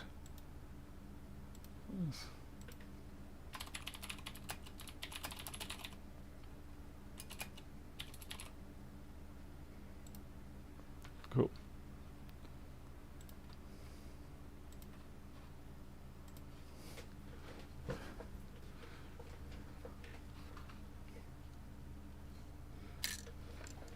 Yeah, so now the question is, pliers or the iron? Quite frankly, with these boards, the hot air is perfectly fine. Because this whole corner we can just put that hot block, that shielding block, this thing here. I just put it on there and I can pop those two off real easy. Never gives me any grief. Let's hope I don't regret those words. No, hot tweezers are not on my thing because they don't make my life easier. This is really easy as it is, honestly, it really is. It's faster than hot tweezers too.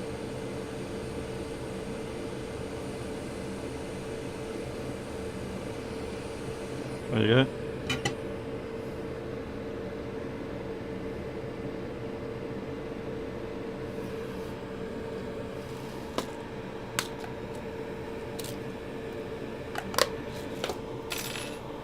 We'll just check that we have actually lost that short.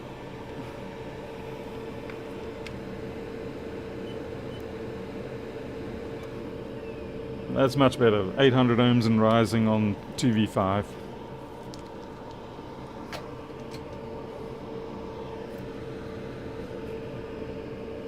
It's a little bright. There we go.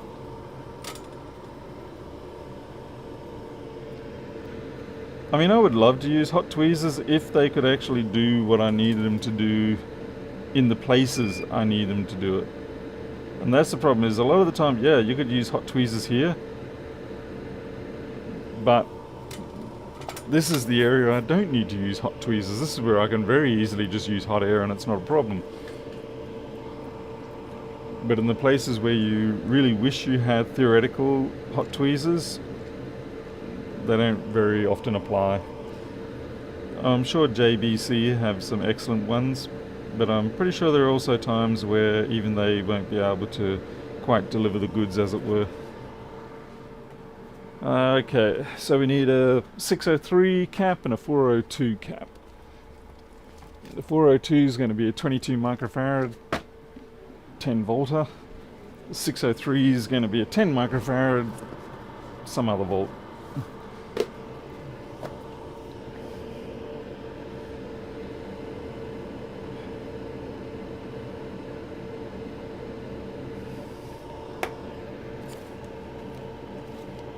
That's it, 402.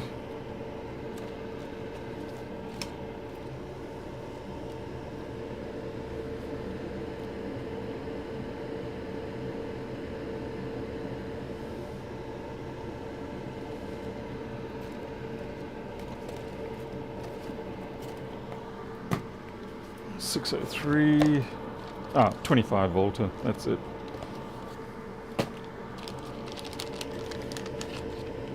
Uh, 10 microfarad, 25 volt.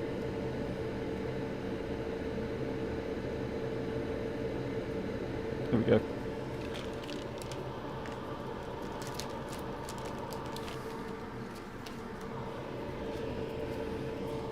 Some induction ones would be interesting, yes. Yeah, I did see Metcal have them. I guess the problem with the induction ones is you're not quite sure what kind of secondary damage they're going to do.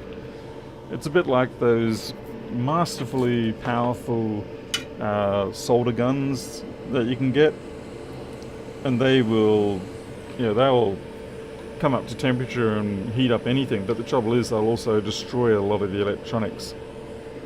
So just adjusting the air down.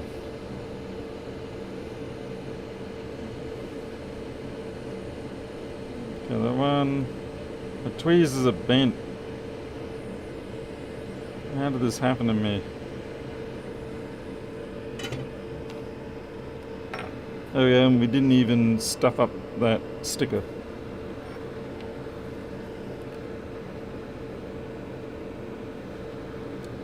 Looks good.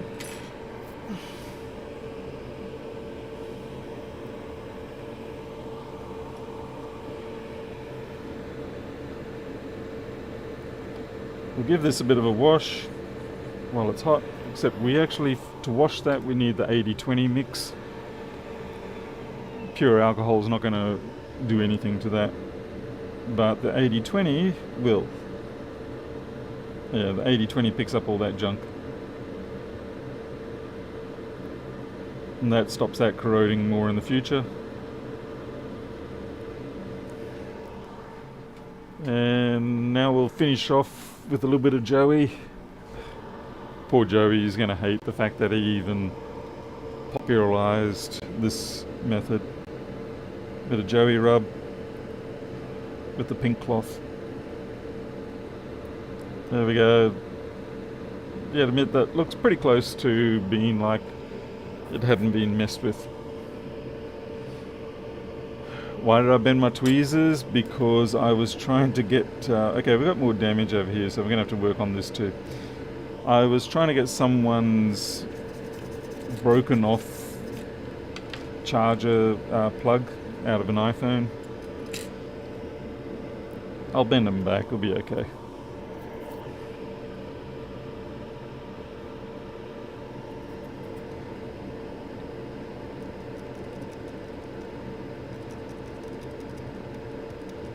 Fortunately, this one is more just a test point.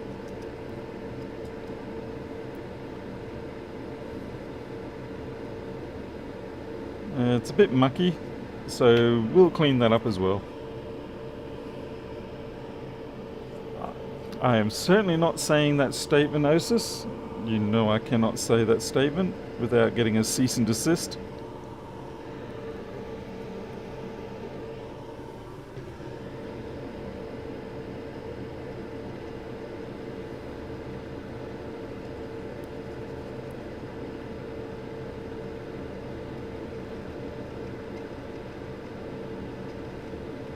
Actually struggling to get a little bit of that copper out. Down here too.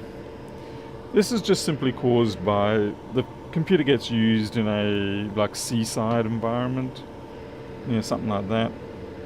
It's nothing that the person has done.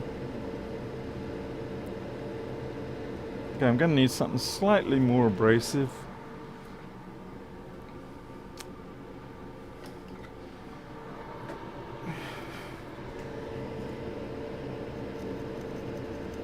This might not be the right... No, it's not the right tool for the job. Where's my block? No, not going to use that. Let's revert to full mechanical.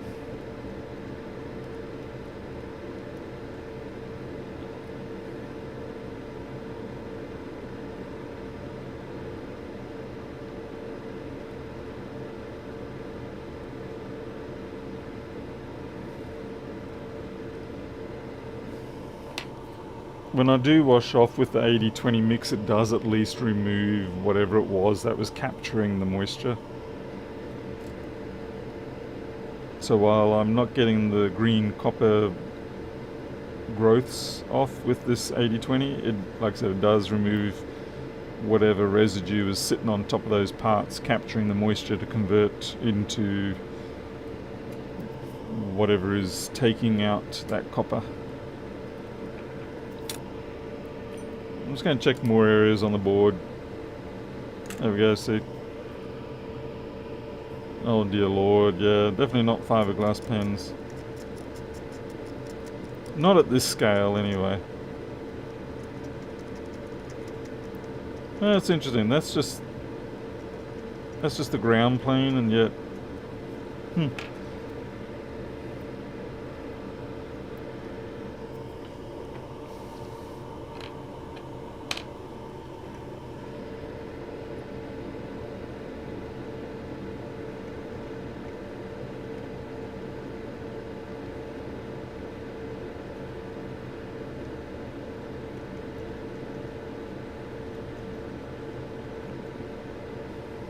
I mean, the only thing fiberglass does on these boards is just scratches it up.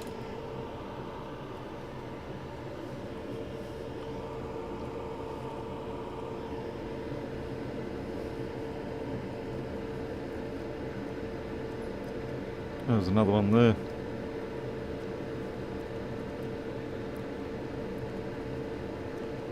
And you gotta admit, these microfiber cloths do an amazing job of making it look like you haven't been there.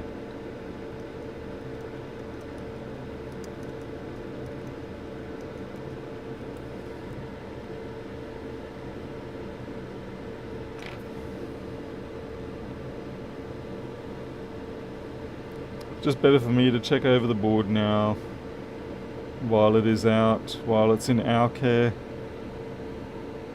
because once it's put back together and handed off, if anything new pops up, then it's going to be, we're going to be the ones that are being blamed for it.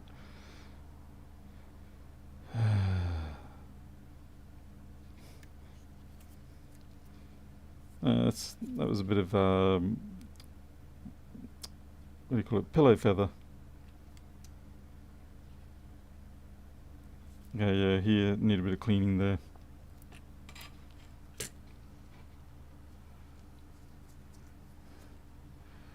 Oh yeah, the IPA white haze is such a pain. That's why whenever I would do ultrasonic cleaning, I wouldn't put it through the alcohol step. I would just stop at the water and then use compressed air to blow out the excess water from under things like the PCH and whatever, and then put it into the oven, because the IPA would just leave that dreadful white residue.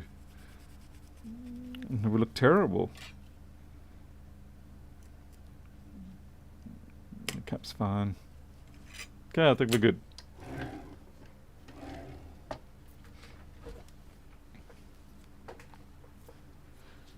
$70 to $80 doesn't leave the white haze, really, but $100 does. Like, I would use 99.8 as my final rinse originally. But then the thing is, if you use the 70 to 80, you've then got to put it through the oven for sure. So, yeah. Anyway, so I just didn't bother at all. Rinsed it with deionized or distilled, depending on what was available. And then it was done. It was great. Looked perfect. Okay, I need to go give this a brush out. It's not as bad as the one last night, but I do need to still just, brush this out. There's no point putting the board back into an assembly like this when you've got all this dust, all these dust bunnies hopping around, because they're just going to, like real bunnies, they're going to replicate very quickly. And then myxomatosis is going to come along, and there's going to be deaths everywhere, which is predominantly going to be your data. You see a cracked coil? No, you didn't. You saw a slightly surface corroded coil.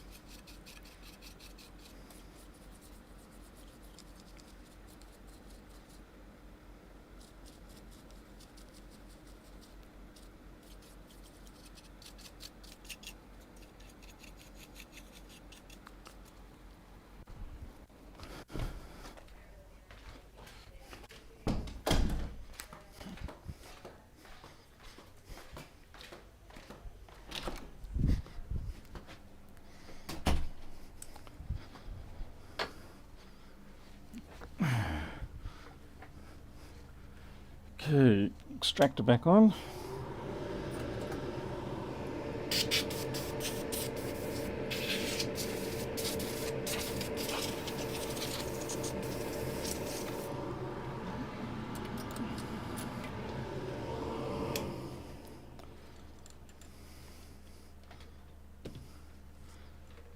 Oh, good news about the iPad that we were fixing up last night and the screen was all cracked. The customer has said, you know what, you can have it. They don't want to spend any more money on it, so that's good. Means I've now got my tester. Somebody has streaked along here. I was saying that it looks like it's been opened before. Well, there's a mark along here. You can just see it, and it's skittled across the top of the speaker. And what's happened, how do they do that though? Because it's like how did they do that?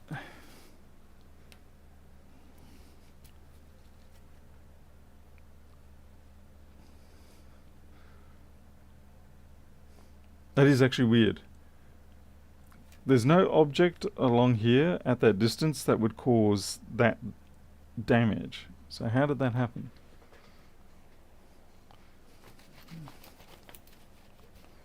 It's almost like a screw or something was there and it got rolled. No, that makes no sense. I would believe it to be tweezers if it wasn't for the fact that it has dragged it from the start of the speaker up here all along, and it's in a very straight line, whereas tweezers tend to be stabbed into the diaphragm of the speaker. This has been rolled very straight. It's an intriguing one.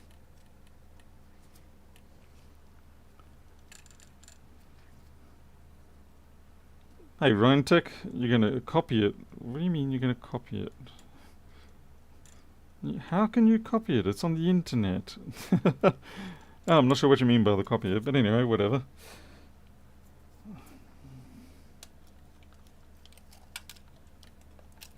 I'm just very happy that this turned out to be a bad 2v5 cap as opposed to a chromated 2v5 regulator, which is a little too common. And yeah, I mean, sure, the customer's going to be happy too because they're going to get their precious data, I hope. We haven't actually booted this to confirm, so we should be a little bit careful with our euphoria. It may be short-lived if things have not gone quite to plan, so yeah, better be careful.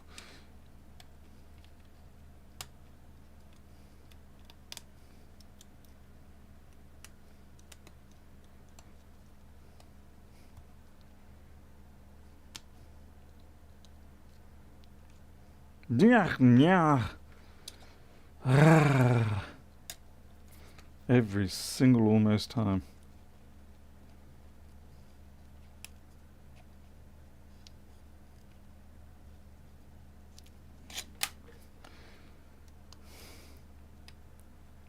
It's the microphone cable that gets forgotten.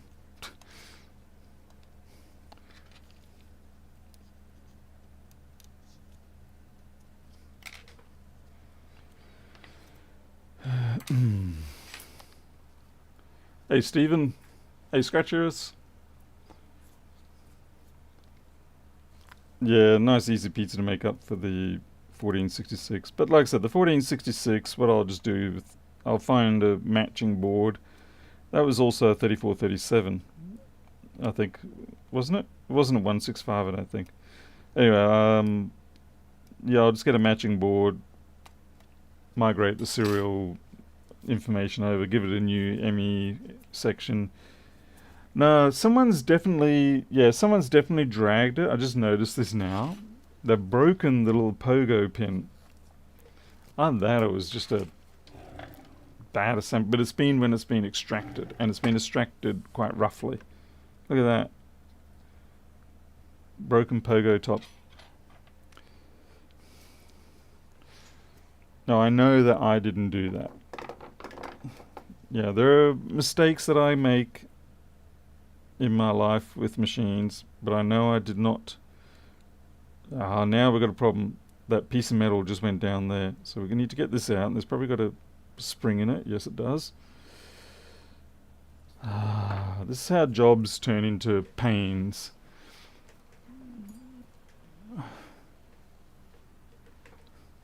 Yeah, it was a 1.78 gig.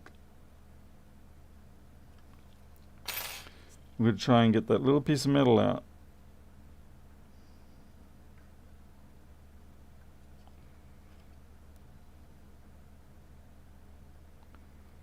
Thank God for that. And we've got to get this spring out. Okay, good. So I wonder if maybe they broke the pogos off somewhere else. That one's fine. That one's been slightly damaged. You can actually see the rough point on it. See that? There, where they've gouged it.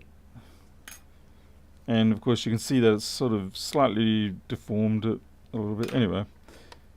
It's kind of weird. I'm kind of curious as to what the hell they've done. And we've got a mark here as well. Also, this is all in alignment with that scratch. Intriguing.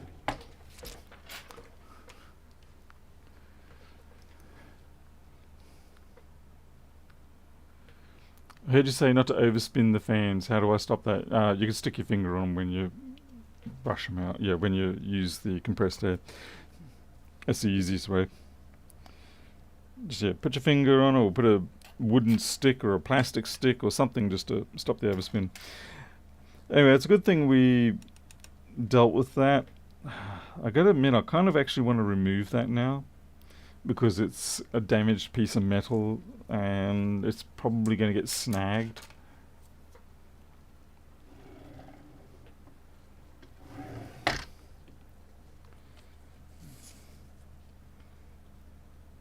Fortunately, in most cases, getting these off shouldn't be too much trouble. Let's try it.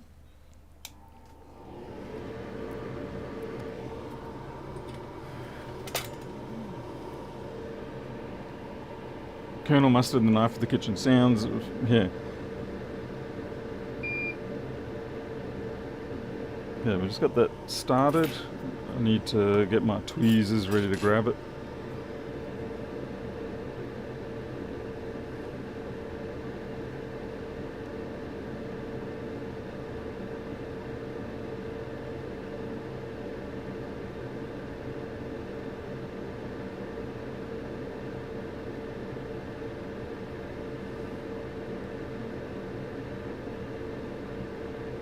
Come on, don't make me regret this.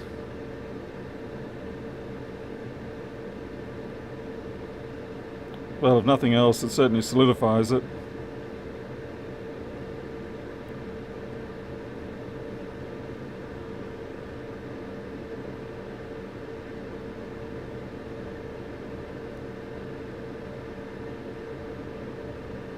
More solder required.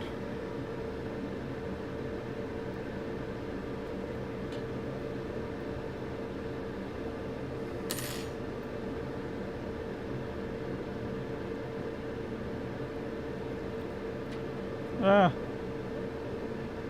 there we go. Hey, Slime.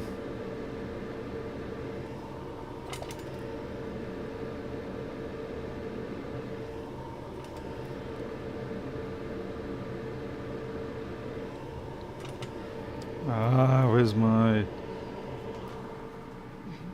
Why did I clean up my bench?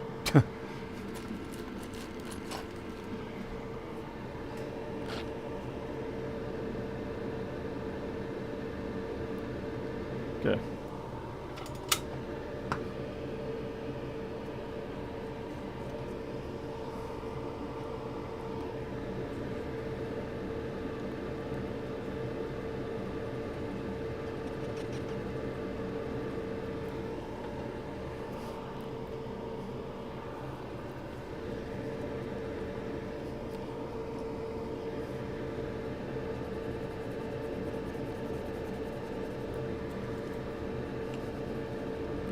There you go. Wouldn't even know, would you?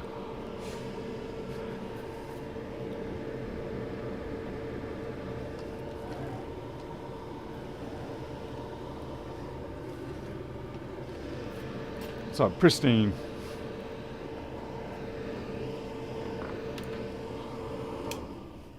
Now, I could have just left that be. I mean, the chances of something obstructing with that are pretty minimal.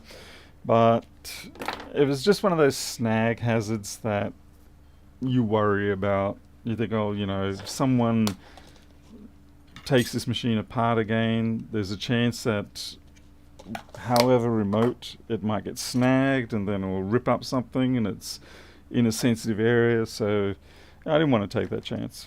So better to just remove it and it's all good. It's comparatively vestigial.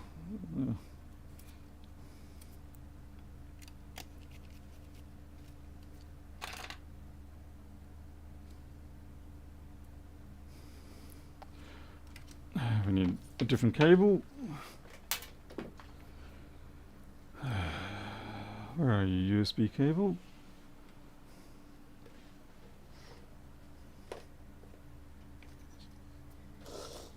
Oh, there you are. You were there all along.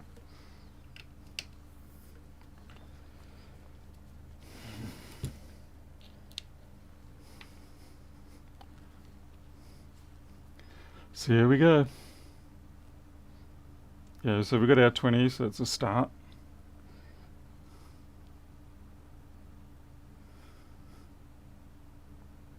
Okay, we're over 1 amp. We've got an Apple logo. Okay, now it's just saying there was a problem, so let's restart it.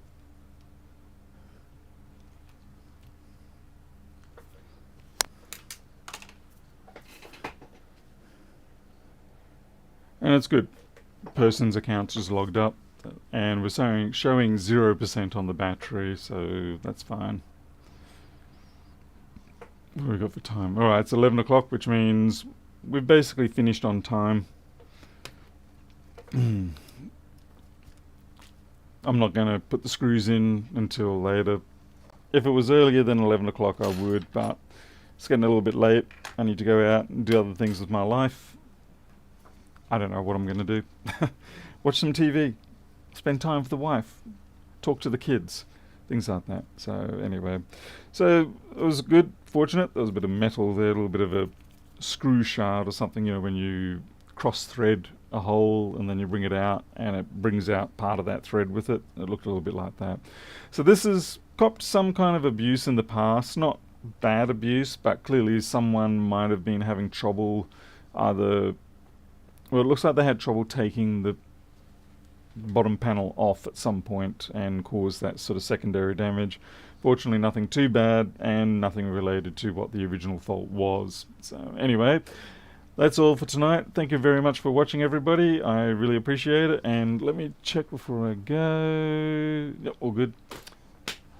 I'll see you on the next one, whenever that may be. I'll probably be putting a new Flexboard View update out in the next sort of 24, 36 hours. I'm fairly sure I'm happy with how it is now.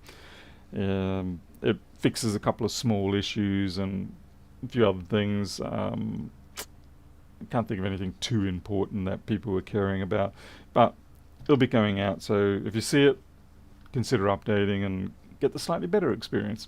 Okay, I'm out of here. Thank you all again. See you next time. Till then, you'll take care. I'll catch you later.